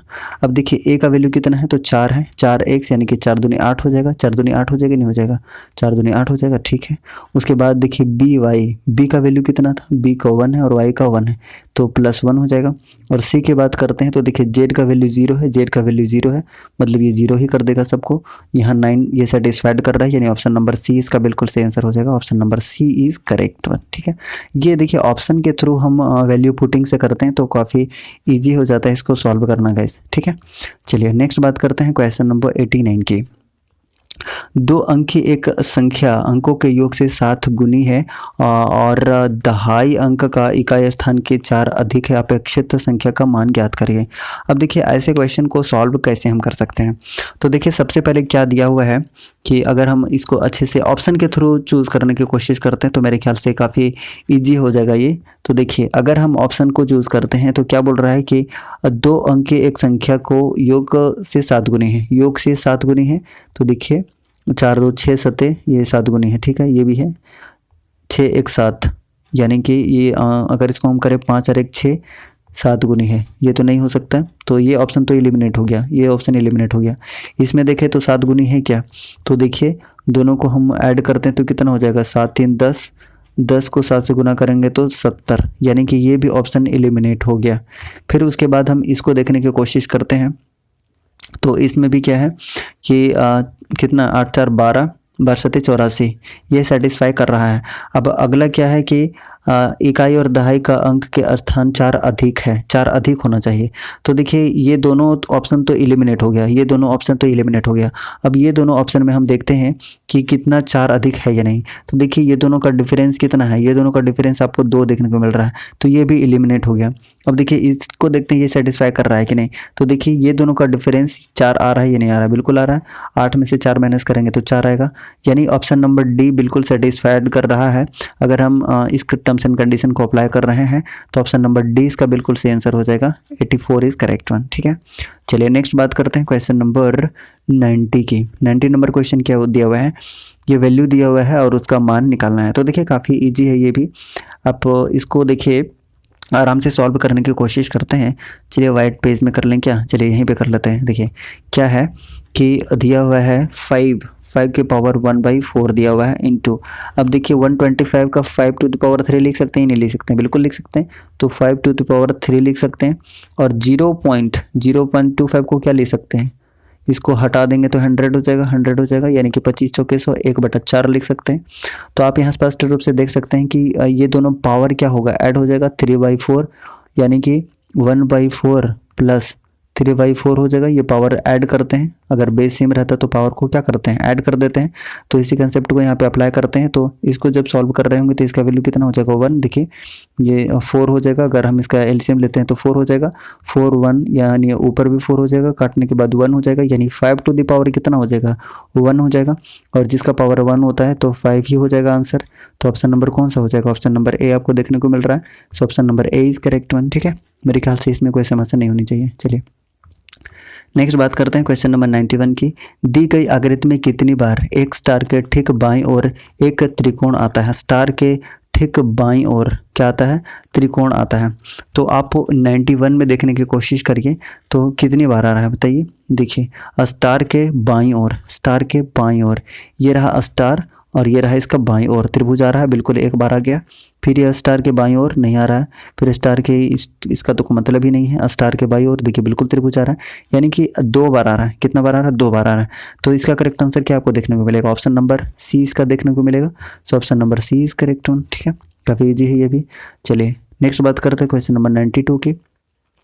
यदि हम दी गई तीनों आकृतियों में से कोई 2 आकृतियां लेते हैं तो इनमें से कितने प्रत्येक उभयनिष्ठ होंगे। अब कितने प्रत्येक उभयनिष्ठ होंगे आप देखिए, यहाँ पे ध्यान से देखिए। तो 92 में आपको क्या देखने को मिलेगा कि देखिए यहाँ पे स्टार है, यहाँ पे स्टार है, यहाँ पे प्लस है, यहाँ पे प्लस है। तो आगे चेक करने की ज़रूरत नहीं है, 2 ऐसे मिल रहे हैं जिसमें उभयनिष्ठ हैं।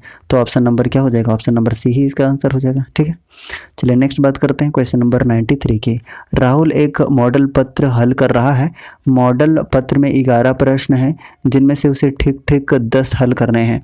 ऐसा हुआ कितनी अलग अलग विधियों से कर सकता है। अब देखिए इसको हम क्या करेंगे कि NCR वाला फार्मूला से सॉल्व करने की कोशिश करेंगे। तो NCR, ठीक है, NCR का फार्मूला क्या होता है, तो आपको याद होगा n factorial divided by r factorial n minus r factorial, ये इसका फॉर्मूला होता है। ठीक है, इसमें अगर हम पुट करने की कोशिश करें तो क्या हो जाएगा बताइए, 11 का फैक्टोरियल हो जाएगा डिवाइडेड बाई 10 हो जाएगा, क्योंकि r का वैल्यू 10 हो जाएगा, और n माइनस r मतलब 1 का फैक्टोरियल 1 ही हो जाएगा। तो 11 का फैक्टोरियल आप देखिएगा तो होगा क्या, इसमें होगा क्या कि 11 इंटू 10 का फैक्टोरियल हो जाएगा। ठीक है, और यहाँ पे 10 का फैक्टोरियल ऑलरेडी दिया हुआ है, तो ये दोनों कैंसिल हो जाएगा। तो बचा क्या, 11 बचा। तो इसका करेक्ट आंसर क्या हो जाएगा बताइए, इसका करेक्ट आंसर क्या हो जाएगा, 11 इसका करेक्ट आंसर हो जाएगा, यानी option number A is correct one. Option number A इसका बिल्कुल सही आंसर हो जाएगा। ठीक है, चलिए अब नेक्स्ट बात करते हैं क्वेश्चन नंबर 94 के। 94 नंबर क्वेश्चन क्या दिया है, ये भी एक रीजनिंग का क्वेश्चन है, काफ़ी इजी है। दी गई आकृति में 4 छवियां दी गई हैं जिनमें से एक के अलावा शेष एक पैटर्न का अनुसरण करती हैं। उस छवि को ज्ञात करिए जो विषम है। इसमें जो विषम है उसको बताना है। तो इसका करेक्ट आंसर क्या होगा। अब देखिए ध्यान से देखने की कोशिश करिए तो आपको क्या दिखेगा इसमें कि इसमें आधा डॉटेड लाइन है, इसमें आधा डॉटेड लाइन है, इसमें आधा डॉटेड लाइन है, लेकिन इसमें पूरा एक डॉटेड लाइन है, यानी कि ये बिल्कुल अलग दिख रहा है। तो ऑप्शन नंबर ए इसका बिल्कुल सही आंसर हो जाएगा। So option number A is correct one. ठीक है, चलिए काफ़ी इजी था। चलिए नेक्स्ट बात करते हैं क्वेश्चन नंबर 95 की। आदिति एक वृत्ताकार ट्रैक पर दौड़ रही है। जब उसका मुंह उत्तर पश्चिम दिशा की ओर है तब वो दौड़ना शुरू करती है। 3.5 राउंड दौड़ने के बाद उसका मुंह किस दिशा में होगा। तो ये भी काफ़ी है, बस ध्यान से इसको डायग्राम बनाते हैं। सबसे पहले एक सर्कल बना दिए, वृत्ताकार ट्रैक बना दिया हमने, और ऐसा करते हैं कि इन्होंने कहा है कि उसका मुंह किधर है, तो अभी उत्तर पश्चिम, तो ये रहा उत्तर और ये रहा पश्चिम, यानी कि ये वाला डायरेक्शन में है। 3.5 राउंड, तो देखिए 3 राउंड अगर वो कंप्लीट कर रहा होगा, 1 राउंड 2 राउंड 3 राउंड, तो यहीं पे पहुंचेगा। ठीक है, अब बोल रहा है कि 3.5, तो 3.5 में क्या हो जाएगा, फिर से ये दोबारा यहाँ आ जाएगा, नहीं आ जाएगा, क्योंकि पूरा कंप्लीट करने के लिए आधा तो इसका यही होगा ना, यही इसका आधा होगा, क्योंकि आधा ये वाला बच गया ना, 4 करता तो ये पूरा करता। लेकिन अगर हम कह रहे हैं कि आधा किया है मतलब इतना किया है, तो इसका डायरेक्शन ये वाला रह जाएगा, ये वाला डायरेक्शन रह जाएगा। ये ईस्ट होता है और ये क्या होता है, साउथ होता है, ईस्ट साउथ, यानी कि 95 का करेक्ट आंसर क्या हो जाएगा बताइए। 95 का करेक्ट आंसर, तो किस उसका मुंह किस दिशा में है, तो पश्चिम दक्षिण की तरफ है, पश्चिम दक्षिण, यानी कि ऑप्शन नंबर सी इसका बिल्कुल सही आंसर आपको देखने को मिल रहा है। तो 95 का ऑप्शन नंबर सी इसको मार्क कर लेंगे और ऑप्शन नंबर सी इसका बिल्कुल सही आंसर हो जाएगा। ठीक है, चलिए नेक्स्ट बात करते हैं क्वेश्चन नंबर 96। दी गई छवि में 4 आकृतियाँ दी गई हैं, इनमें से 6 कोने किसके हैं? तो इसको मेरे ख्याल से नहीं लगता कि बताने की आवश्यकता है, तो करेक्ट आंसर क्या हो जाएगा बताइए? 6 कोने किसके हैं? 1 2 3 4 5 6, तो ऑप्शन नंबर बी इसका सही आंसर हो जाएगा। दूसरा का ऑप्शन नंबर बी इसका बिल्कुल सही आंसर हो जाएगा। काफ़ी इजी था ये भी। चलिए अब बात करते हैं 97 नंबर क्वेश्चन की। 97 नंबर क्वेश्चन में क्या दिया है कि एक श्रृंखला दिया हुआ है और उसमें बताना है कि आगे क्या होगा, आगे क्या होगा ये बताना है। तो देखिए हम यहाँ पे देखते हैं कि पैटर्न एक्चुअली में चल क्या रहा है। तो देखिए यहाँ पे 21 था, 7 आया, कैसे होगा? तो 3 से इसको डिवाइड किया हो गया होगा, 7 आ गया। फिर देखिए 111 है, यहाँ पर 111 है, 111 ये 37 कैसे आया होगा? तो देखिए 3 से और डिवाइड कर दीजिएगा, 3 से डिवाइड कर दीजिएगा तो 37 आ जाएगा। उसी तरीके से 303 में 3 से डिवाइड किए, तो उसी तरीके से 3 से डिवाइड करने के बाद ये चीज़ें आ रही हैं। तो इसमें भी यही कंसेप्ट को हम अप्लाई करने की कोशिश करते हैं और देखते हैं कि 3 से मल्टीप्लाई करने के बाद कितना आता है, सॉरी डिवाइड करने के बाद कितना आ रहा है। तो देखिए अगर आप डिवाइड कर रहे होंगे तो कितना आ जाएगा बताइए? 1 मिनट, जस्ट अ सेकेंड, हाँ 1 आ जाएगा, उसके बाद 4 आ जाएगा, 3 दूनी 6, 2 आ जाएगा, फिर 5 आएगा। 14 25 कौन से ऑप्शन में देखने को मिल रहा है? ऑप्शन नंबर सी देखने को मिल रहा है, तो ऑप्शन नंबर सी इसका बिल्कुल सही आंसर हो जाएगा। ठीक है गाइस, कोई समस्या नहीं होनी चाहिए। So option number C is correct one. चलिए नेक्स्ट बात करते हैं क्वेश्चन नंबर 98 की। कुछ मित्र एक नियमित बहुभुज के शीर्ष पर खड़े हैं, उनमें से किन परिस्थितियों में प्रत्येक हर किसी के सन्निकट होगा? तो इसका करेक्ट आंसर क्या हो जाएगा? तो 98 का सही आंसर की बात करिएगा तो आपको क्या देखने को मिल जाएगा? ऑप्शन नंबर सी सही देखने को मिल जाएगा, यानी कि 5 मित्र पंचभुज के शीर्ष पर खड़े हैं। तो ऑप्शन नंबर क्या हो जाएगा? ऑप्शन नंबर सी इसका सही आंसर हो जाएगा। ठीक है guys, option number C is correct one. चलिए नेक्स्ट बात करते हैं क्वेश्चन नंबर 99 की। 99 नंबर क्वेश्चन क्या है देखिए, मान लीजिए आप 5x5 वर्गाकार ग्रिड के मध्य बॉक्स में खड़े हैं। आप केवल एक एरो या एक कॉलम के साथ एक समय में एक कदम हस्तांतरित कर सकते हैं, लेकिन तिरछे नहीं चल सकते। 2 कदम चलकर इनमें से कहाँ नहीं पहुंच सकते हैं? तो देखिए आप सबसे पहले यहाँ पे समझने की कोशिश करें। एक डायग्राम बनाते हैं ताकि आपको ये चीज़ें समझ आ जाए। थोड़ा सा वेट करिएगा, एक डायग्राम के थ्रू बताने की कोशिश करें तो आपको समझ में आ जाएगा। 5x5 का एक डायग्राम बनाते हैं जिससे आपको चीज़ें समझ आ जाए। 1 2 3 4, ठीक है, ओके। उसके बाद 1 2 3 4। अब देखिए बोल रहा है कि बीच में आप खड़ा हैं, ठीक है। 2 तिरछा तो चलना नहीं है, तो 2 यहाँ पहुँच सकते हैं, 2 कदम से आप यहाँ पहुँच सकते हैं, 2 कदम से आप यहाँ पहुँच सकते हैं, 2 कदम से आप यहाँ पहुँच सकते हैं। यानी कि यही 4 ऐसा स्थिति है जहाँ पे आप पहुँच सकते हैं। लेकिन आप 2 से कोना में पहुँच सकते हैं क्या? ये बोल दिया है कि तिरछा चल नहीं सकते हैं। जब तिरछा चल नहीं सकते हैं मतलब कि आप कोना में पहुँच नहीं सकते हैं, ठीक है ना। तो अगर आप ऑप्शन को देखिए तो क्या है, 99 नंबर क्वेश्चन को अगर आप देखें तो ऑप्शन नंबर आपको बी अगर आप देखें तो एक कोने के बॉक्स में आप पहुंच सकते हैं क्या? जब तिरछा चलना ही नहीं है तो कोने के बॉक्स में आप कैसे पहुंच सकते हैं? नहीं पहुंच सकते हैं। तो ऑप्शन नंबर बी इसका बिल्कुल सही आंसर हो जाएगा। So option number B is correct one. मेरे ख्याल से समझ आ गया होगा।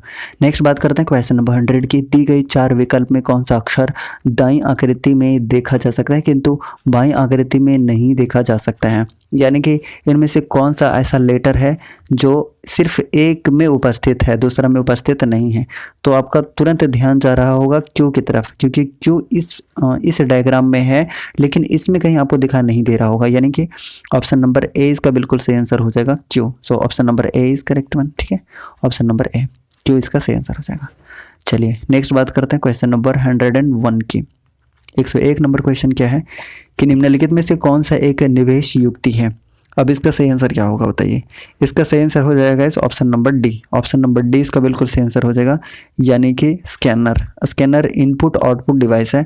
सो option number D is correct one, option number D. चलिए नेक्स्ट बात करते हैं क्वेश्चन नंबर 102 की। एक ईमेल में प्रेषक का एड्रेस अर्थात जिसने ईमेल भेजा है उसके पता को कौन से फील्ड दर्शाती है? तो 102 का करेक्ट आंसर क्या हो जाएगा? ऑप्शन नंबर बी हो जाएगा, फ्रॉम, ठीक है। Option number B. So option number B is correct one, ठीक है। चलिए नेक्स्ट बात करते हैं गाइस। अगर आपको सेशन पसंद आ रहा है तो प्लीज़ लाइक कर दीजिएगा, और चैनल पर नए हैं ना तो प्लीज़ चैनल को सब्सक्राइब जरूर कर दीजिएगा गाइस, क्योंकि बहुत मेहनत लगती है। आप खुद समझ सकते हैं कि कितना ज़बरदस्त इसमें रिसर्च करना पड़ा होगा, ठीक है ना। तो एक बार आप लाइक कर दीजिएगा और शेयर भी कर दीजिएगा जहाँ भी आप शेयर कर सकते हैं, और सब्सक्राइब तो आप जरूर करिएगा गाइस, क्योंकि मैं अक्सर बोलता नहीं हूँ लेकिन मुझे एक बार बोलना पड़ेगा, ताकि आप जरूर सब्सक्राइब करें, ठीक है। और ऐसे ही महत्वपूर्ण वीडियोज़ अभी नोटिफिकेशन के बाद आपको बहुत और देखने को मिल जाएगा, ठीक है ना। चलिए अब बात करते हैं क्वेश्चन नंबर 103 की। माइक्रोसॉफ्ट वर्ड में निम्नलिखित में से कौन सी विशेषताएं उपलब्ध हैं? तो 103 का सही आंसर क्या हो जाएगा बताइए गाइस। देखिए ऑप्शन नंबर ए की पहले हम बात करते हैं, तो वर्तनी व व्याकरण की त्रुटि के लिए डॉक्यूमेंट की जांच, ये बिल्कुल विशेषता है इसका, ठीक है। हेडर फुटर और पृष्ठ संख्या को जोड़ना, ये भी बिल्कुल है। हेडर फुटर समझ रहे हैं ना, जो आपका हेडर में यहाँ पे देखने को मिलेगा, फुटर में यहाँ पे देखने को मिलेगा, एक जगह पे अप्लाई करेगा, पूरे ऑल पेज में अप्लाई हो जाएगा। हालांकि जब कंप्यूटर का डेडिकेटेड हम MCQs सॉल्व कर रहे होंगे तो वहाँ पे काफ़ी डिटेल में आपको देखने को मिलेगा। उसके बाद वर्ड डॉक्यूमेंट को पासवर्ड द्वारा सुरक्षित करना, हाँ बिल्कुल ये भी है, यानी कि तीनों सही है। ऑप्शन नंबर डी इसका बिल्कुल सही आंसर हो जाएगा। Option number D is correct one. Option number D 1 2 3 सब सही है, ठीक है। चलिए नेक्स्ट बात करते हैं इस क्वेश्चन नंबर 104 की। 104 नंबर क्वेश्चन है कि एक पृष्ठ पर प्रिंट किए जाने हेतु संप्रेरकों की रचना के लिए आवश्यक डॉट्स बनाने के लिए कौन से प्रकार के प्रिंटर लेजर लाइट के उपयोग करते हैं? तो 104 का करेक्ट आंसर हो जाएगा option number A, laser printer का उपयोग करते हैं। सो ऑप्शन नंबर ए इसका बिल्कुल सही आंसर हो जाएगा, ऑप्शन नंबर ए, ठीक है, लेज़र प्रिंटर। और ये सबसे तेज़ गति का प्रिंटर माना जाता है लेज़र प्रिंटर को। वहीं पे अगर हम ऑप्शन नंबर डी की बात करते हैं, डॉट मैट्रिक्स प्रिंटर की, तो यह एक कैरेक्टर प्रिंटर है, एक कैरेक्टर को प्रिंट करने वाला प्रिंटर है। और इसकी जो कैपेसिटी है उसको DPI में मेज़र किया जाता है, यानी कि डॉट्स पर इंच में, ठीक है गाइस। तो ऑप्शन नंबर ए इसका सही आंसर है। चलिए नेक्स्ट बात करते हैं 105 नंबर क्वेश्चन। निम्नलिखित में से क्या संचालन प्रणाली के कार्य हैं? तो क्या संचालन प्रणाली के कार्य हैं ये आपको बताना है। तो 105 का करेक्ट आंसर क्या हो जाएगा? देखिए सबसे पहले क्या दिया है, संचिका प्रबंधन, युक्ति प्रबंधन, कार्य अनुसूचन, यानी कि ऑप्शन नंबर डी इसका सही आंसर हो जाएगा। डी इज करेक्ट वन, ठीक है, ऑप्शन नंबर डी। चलिए नेक्स्ट बात करते हैं क्वेश्चन नंबर 106 की। संचालन प्रणाली के बारे में निम्न में से कौन सा कथन गलत है? तो गलत कथन को इसमें बताना है, इस करेक्ट आंसर क्या हो जाएगा? ऑप्शन नंबर डी इसका करेक्ट आंसर हो जाएगा।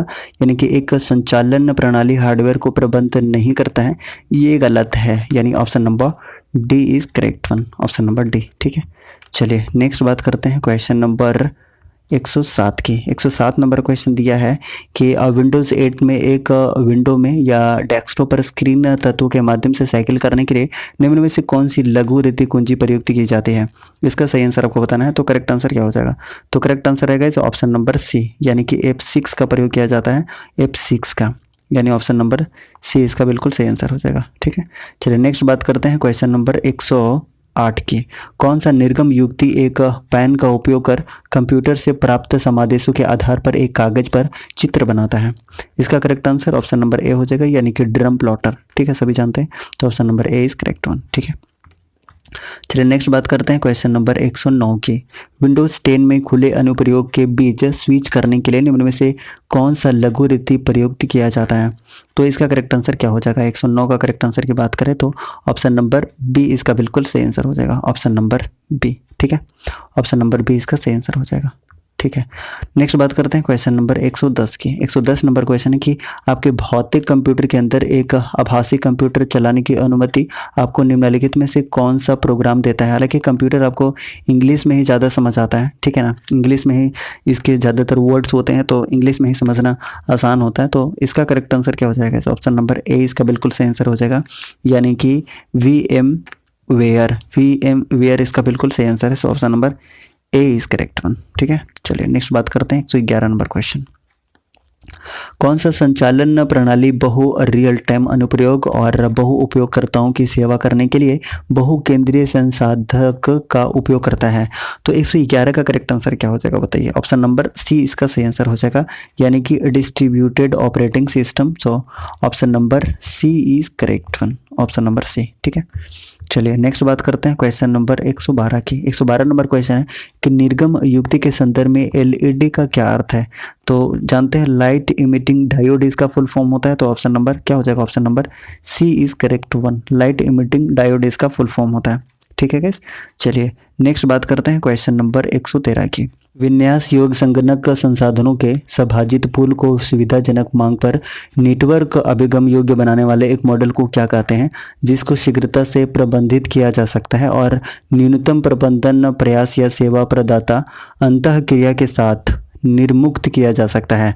तो 113 का करेक्ट आंसर क्या होगा बताइए। ऑप्शन नंबर ए इसका बिल्कुल सही आंसर हो जाएगा, यानी कि क्लाउड कंप्यूटिंग इसका बिल्कुल सही आंसर है। So option number A is correct one. ठीक है, ऑप्शन नंबर ए। चलिए नेक्स्ट बात करते हैं 114 नंबर क्वेश्चन।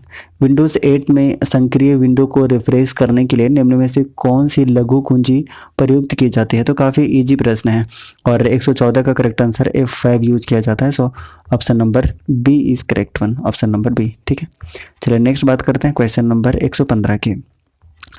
लॉलीपॉप के बाद एंड्रॉयड संचालन प्रणाली का नवीनतम वर्जन निम्नलिखित में से कौन सा है। तो इसका आंसर बताना है, तो बी इसका आंसर हो जाएगा मार्शमैलो। हालांकि अभी आपको देखने को मिलेगा कि पाई वर्जन अभी तक आ चुका है, क्यू अपकमिंग है, अभी आने वाला है।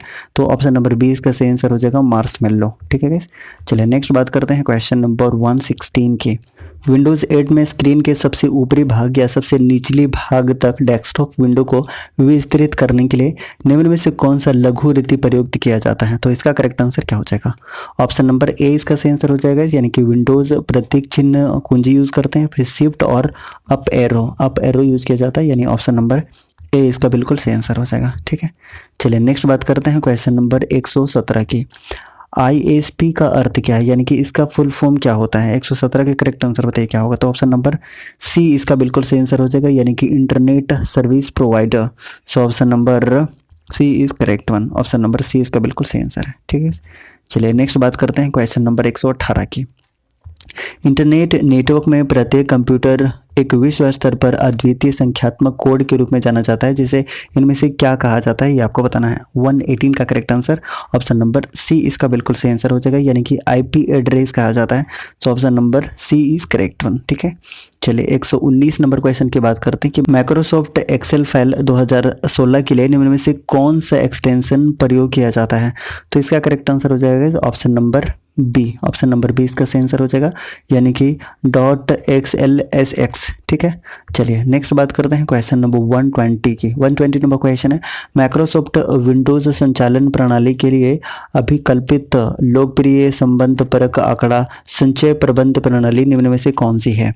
तो 120 का करेक्ट आंसर क्या होगा बताइए। ऑप्शन नंबर डी इसका सही आंसर हो जाएगा, MS एक्सेल।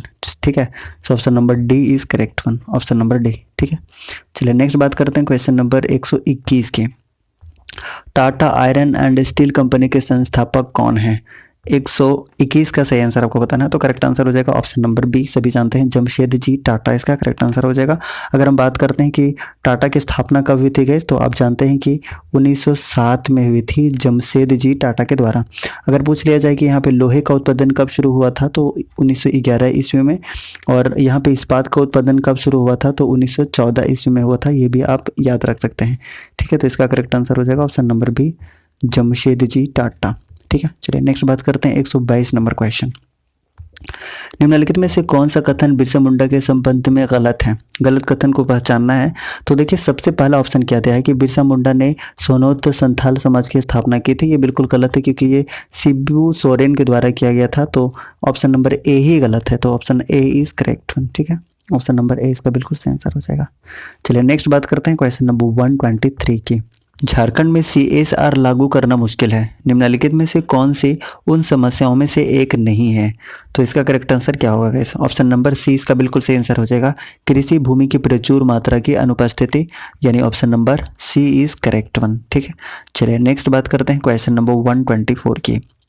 हमारी धरोहर योजना का उद्देश्य क्या है। तो इसका उद्देश्य क्या है गाइस, तो ऑप्शन नंबर बी इसका बिल्कुल सही आंसर हो जाएगा, यानी कि भारतीय संस्कृति की समग्र अवधारणा के तहत भारत के अल्पसंख्यक समुदाय की समृद्ध विरासत को संरक्षित करना, यानी ऑप्शन नंबर बी इसका बिल्कुल सही आंसर हो जाएगा। ठीक है, चलिए नेक्स्ट बात करते हैं क्वेश्चन नंबर 125 की। निम्नलिखित में से किस जिले में तांबा अयस्क का समृद्ध भंडार है। तो 125 का करेक्ट आंसर हो जाएगा पूर्वी सिंहभूम, यानी ऑप्शन नंबर ए इसका बिल्कुल सही आंसर हो जाएगा, पूर्वी सिंहभूम। ठीक है, चलिए नेक्स्ट बात करते हैं क्वेश्चन नंबर 126। देखिए इसका डिटेल एक्सप्लेनेशन का ऑलरेडी सेपरेट वीडियो बना हुआ है झारखंड का, आप वहाँ पे जाके देखिएगा, बहुत ही डिटेल एक्सप्लेनेशन के साथ में दिया हुआ है। ठीक है गाइस, चलिए नेक्स्ट बात करते हैं। फुलडुंगरी निम्नलिखित में से किस शहर के निकट स्थित है? तो इसका करेक्ट आंसर क्या होगा? तो करेक्ट आंसर हो जाएगा option number C, Ghatshila. So option number C is correct one. चले नेक्स्ट बात करते हैं। आपको पीडीएफ मिल जाएगा, happy study zone official Telegram आप सर्च करिएगा, वहाँ से आपको सारा का सारा पीडीएफ मिल जाएगा। इसके अलावा 2015 का और 2012 का भी जैसे सीजीएल का प्रीवियस ईयर पेपर पूरा कंप्लीट एनालिसिस के साथ आप सर्च करिएगा, आपको मिल जाएगा हैप्पी स्टडी जोन चैनल में, प्लेलिस्ट में जाकर आप वहाँ से देख सकते हैं सारे का सारे। ठीक है, चलिए नेक्स्ट बात करते हैं क्वेश्चन नंबर 127 की। मयूराक्षी नदी का उद्गम स्थल कहाँ है? तो कहाँ पर है? 127 का करेक्ट आंसर क्या हो जाएगा? ऑप्शन नंबर ए इसका सही आंसर हो जाएगा। त्रिकुट पहाड़ी देवघर से इसका उद्गम है। So option number A is correct one. ठीक है, ऑप्शन नंबर ए इसका बिल्कुल सही आंसर हो जाएगा। ठीक है, चलिए नेक्स्ट बात करते हैं क्वेश्चन नंबर 128 की। श्री सामेद शिखर जी को और कौन से रूप में भी जाना जाता है? तो इसका करेक्ट आंसर हो जाएगा पारसनाथ पहाड़ी को, जिसकी ऊंचाई आप जानते हैं कितना है बताइए? 1365 मीटर है। वही फीट में अगर बात करेगा तो 4478 फीट है। ठीक है, कहाँ पर है? तो ये गिरिडीह में है। गिरिडीह जिला कब बना था? तो 1972 में गिरिडीह जिला बना था, ऑलरेडी जानते हैं। अच्छा, एक इम्पॉर्टेंट इन्फॉर्मेशन ये भी है कि पारसनाथ पहाड़ी किस चट्टान से बना हुआ है? बहुत ही कठोर चट्टान से बना हुआ है, पैरोक्सिन चट्टान, याद रखिएगा, पैरोक्सिन ग्रेनाइट नामक चट्टान से बना हुआ है, जो कि काफ़ी कठोर होता है। ठीक है, तो 28 का करेक्ट आंसर है ऑप्शन नंबर ए, यानी कि पारसनाथ पहाड़ी को समेद शिखर के नाम से भी जाना जाता है। चलिए नेक्स्ट बात करते हैं क्वेश्चन नंबर 129। बसंत पंचमी का त्यौहार किस मौसम के आगमन का अग्रदूत है? तो इसका करेक्ट आंसर क्या हो जाएगा? 129 का डी हो जाएगा, ऑप्शन नंबर डी। ठीक है, ऑप्शन नंबर डी हो जाएगा, यानी कि बसंत इसका बिल्कुल सही आंसर है, बसंत। ठीक है, नेक्स्ट बात करते हैं। जादूगोड़ा यूरेनियम खदान झारखंड के निम्न में से किस जिले में स्थित है? तो ये भी काफ़ी ईजी है, ऑप्शन नंबर सी इसका सही आंसर हो जाएगा, Purbi Singhbhum. Option number C is correct one. ठीक है, चलिए नेक्स्ट बात करते हैं क्वेश्चन नंबर 131 की। झारखंड की प्रसिद्ध छठ पूजा किस देवता की आराधना करने के लिए की जाती है? तो मेरे ख्याल से सभी इसका आंसर जानते हैं, झारखंड बिहार में काफ़ी ज़्यादा फेमस है छठ पूजा। तो ऑप्शन नंबर ए इसका बिल्कुल सही आंसर हो जाएगा, कौन सा? सूर्य। ठीक है, चलिए नेक्स्ट बात करते हैं क्वेश्चन नंबर 132 की। 132 नंबर क्वेश्चन है, झारखंड की पहली राजभाषा कौन सी है? तो पहली कौन सी है? पहली है हिंदी और दूसरी है क्या? उर्दू। ठीक है, तो करेक्ट आंसर क्या हो जाएगा? ऑप्शन नंबर बी इसका बिल्कुल सही आंसर हो जाएगा, Hindi. So Hindi is correct one, option number B इसका बिल्कुल सही आंसर है, हिंदी इसका सही आंसर हो जाएगा। ठीक है, चलिए नेक्स्ट बात करते हैं 133 नंबर क्वेश्चन। 133 नंबर क्वेश्चन है, निम्नलिखित में से कौन सा धनुर्धर झारखंड से नहीं है? कौन सा झारखंड से नहीं है, इसका आंसर बताना है। तो डी इसका सही आंसर हो जाएगा, यानी कि Seema Verma. Option number D is correct one, option number D. ठीक है, चलिए नेक्स्ट बात करते हैं क्वेश्चन नंबर 134 की। मुंडारी लोक कथाएं पुस्तक किसने लिखी है? तो 134 का करेक्ट आंसर क्या हो जाएगा? ऑप्शन नंबर सी इसका बिल्कुल सही आंसर हो जाएगा, यानी कि जगदीश त्रिगुणायत ने लिखा है। तो ऑप्शन नंबर कौन सा हो जाएगा? ऑप्शन नंबर क्या हो जाएगा? ऑप्शन नंबर सी इसका सही आंसर हो जाएगा। ठीक है, चलिए option number C is correct one. Next बात करते हैं क्वेश्चन नंबर 135 की। वो इकलौते भारतीय खिलाड़ी कौन है जिनका नाम 2015 में जारी की गई फोर्ब्स पत्रिका के विश्व में 100 सबसे ज़्यादा वेतन पाने वाले खिलाड़ी में शामिल हैं? इसका आंसर बताना है। तो 135 का आंसर हो जाएगा B, Mahendra Singh Dhoni. Mahendra Singh Dhoni MHD, option number B is correct one. ठीक है, चलिए नेक्स्ट बात करते हैं 136 नंबर क्वेश्चन। बिरसा मुंडा और किस नाम से जाने जाते थे?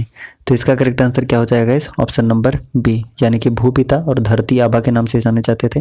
तो करेक्ट आंसर हो जाएगा ऑप्शन नंबर बी। ठीक है, चलिए नेक्स्ट बात करते हैं क्वेश्चन नंबर 137 की। निम्नलिखित में से कौन सा कथन मुख्यमंत्री लाडली लक्ष्मी योजना के संदर्भ में गलत है? तो इसका करेक्ट आंसर क्या हो जाएगा बताइए? करेक्ट आंसर हो जाएगा ऑप्शन नंबर डी, यानी कि योजना की संपूर्णता पर लड़की के 22 वर्ष की उम्र में 2.05 लाख प्राप्त करने की हकदार है, ये गलत है। ठीक है, ऑप्शन नंबर डी इसका सही आंसर हो जाएगा। चलिए नेक्स्ट बात करते हैं क्वेश्चन नंबर 138 की। राज्य में पत्तों की प्लेटों को बढ़ावा देने के लिए निम्न में से किस सामग्री से बनी प्लेटों की बिक्री को झारखंड सरकार ने प्रतिबंधित कर दिया है? तो 38 का करेक्ट आंसर क्या हो जाएगा? थर्माकोल हो जाएगा, सभी जानते हैं, ऑप्शन नंबर सी इसका बिल्कुल सही आंसर हो जाएगा। ठीक है, चलिए नेक्स्ट बात करते हैं क्वेश्चन नंबर 139 की। 139 नंबर क्वेश्चन है कि बिरसा के नेतृत्व में शुरू उल गुलान का क्या मतलब है। तो उल गुलान का क्या मतलब है बताइए। करेक्ट आंसर क्या हो जाएगा, ऑप्शन नंबर डी, विद्रोह इसका मतलब होता है। तो ऑप्शन नंबर डी इसका सही आंसर हो जाएगा। कब हुआ था ये उल गुलान, तो 1895 से 1900 में हुआ था बिरसा मुंडा के नेतृत्व में, आप ऑलरेडी जानते हैं।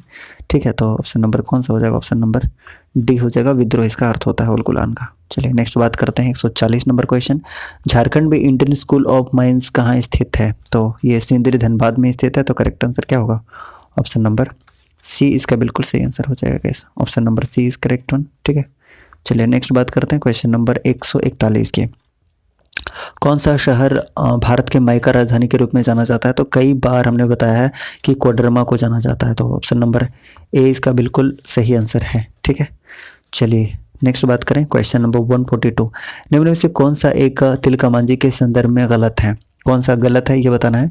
तो करेक्ट आंसर क्या हो जाएगा बताइए, ऑप्शन नंबर सी सही आंसर हो जाएगा, यानी कि तिलका मांझी ने रामगढ़ की पहाड़ियों में गुरिल्ला युद्ध का नेतृत्व किया था, ये बिल्कुल गलत है। ठीक है, यानी ऑप्शन नंबर क्या हो जाएगा, ऑप्शन नंबर सी इसका सही आंसर हो जाएगा। चलिए नेक्स्ट बात करते हैं question number 143, Ranchi municipal corporation ने किस बैंक की मदद से कर आयोजित करने के लिए ऑनलाइन कर भुगतान प्रणाली उद्घाटित किया है। तो इसका करेक्ट आंसर हो जाएगा ऑप्शन नंबर बी, यानी कि एक्सिस बैंक। और उस समय का ये करेंट अफेयर था, तो ये हम लोगों का काम का प्रश्न नहीं है, लेकिन इसे अंदाजा लगाया जा सकता है कि ऐसे क्वेश्चन पूछे गए थे। नेक्स्ट बात करते हैं कि भारत में राज्यों के गठन के संबंध में झारखंड का स्थान कौन सा है। तो कौन सा था पता है आपको, 28वां राज्य है झारखंड। तो ऑप्शन नंबर बी इसका बिल्कुल सही आंसर हो जाएगा। ठीक है, चलिए नेक्स्ट बात करते हैं, संगीत के इन प्रकारों में से कौन सा फागुन के महीने में गाया जाता है। तो 145 का करेक्ट आंसर हो जाएगा ऑप्शन नंबर डी, फगुआ इसका सही आंसर हो जाएगा। So option number D is correct one. ठीक है, चलिए नेक्स्ट बात करते हैं क्वेश्चन नंबर 146 के, निम्न में से कौन सा खेरवार विद्रोह के नेताओं में से एक है। तो 146 का आंसर बताइए, ऑप्शन नंबर बी हो जाएगा भागीरथ मांझी। भागीरथ मांझी कब हुआ था खेरवार विद्रोह, तो 1874 में हुआ था भागीरथ मांझी के नेतृत्व में। चलिए नेक्स्ट बात करते हैं क्वेश्चन नंबर 147, पुस्तक मरंग घोड़ा नीलकंठ हुआ के लेखक कौन है। तो ये भी काफ़ी इजी प्रश्न और काफ़ी रिपीटेड प्रश्न है। तो ऑप्शन नंबर ए हो जाएगा महुआ मांझी, ऑप्शन नंबर ए इसका बिल्कुल सही आंसर है। ठीक है, चलिए नेक्स्ट बात करते हैं क्वेश्चन नंबर 148 की, निम्न में से किस सेवा को AWCs में प्रदत्त नहीं किया जाता है। तो 148 का करेक्ट आंसर क्या हो जाएगा, ऑप्शन नंबर सी इसका बिल्कुल सही आंसर है, यानी कि जिला स्तरीय खेल प्रतियोगिता। सो ऑप्शन नंबर सी इसका बिल्कुल सही आंसर हो जाएगा। ठीक है, चलिए नेक्स्ट बात करते हैं क्वेश्चन नंबर 149 की, फरवरी 1 2016 की स्थिति के अनुसार झारखंड के खेल एवं युवा मामले के मंत्री कौन है। तो उस समय के अनुसार इसका करेक्ट आंसर हो जाएगा Amar Kumar Pauri. So option number D is correct one, option number D. और अभी वर्तमान में कौन है ये कमेंट करके फटाफट से बताइए। नेक्स्ट बात करते हैं 150 नंबर क्वेश्चन। 150 नंबर क्वेश्चन है, निम्न में से कौन सा झारखंड के पहले गैर आदिवासी मुख्यमंत्री के संदर्भ में गलत है। तो गलत कौन सा है, तो करेक्ट आंसर हो जाएगा ऑप्शन नंबर डी, सिर्फ वे 3 बार विधानसभा के सदस्य रह चुके हैं, ये बिल्कुल गलत है, यानी ऑप्शन नंबर डी इसका बिल्कुल सही आंसर हो जाएगा, ऑप्शन नंबर डी। इस तरीके से टोटल 150 क्वेश्चन हमने कंप्लीट कर लिया है गाइस। अगर आपको सेशन पसंद आया तो प्लीज़ लाइक कर दीजिए, और चैनल पर नए हैं तो प्लीज़ चैनल को सब्सक्राइब करके बेल आइकन को प्रेस कीजिएगा, ताकि आपको न्यू वीडियोज़ का नोटिफिकेशन बिल्कुल सही समय पर मिलता रहेगा। थैंक यू सो मच, जय हिंद।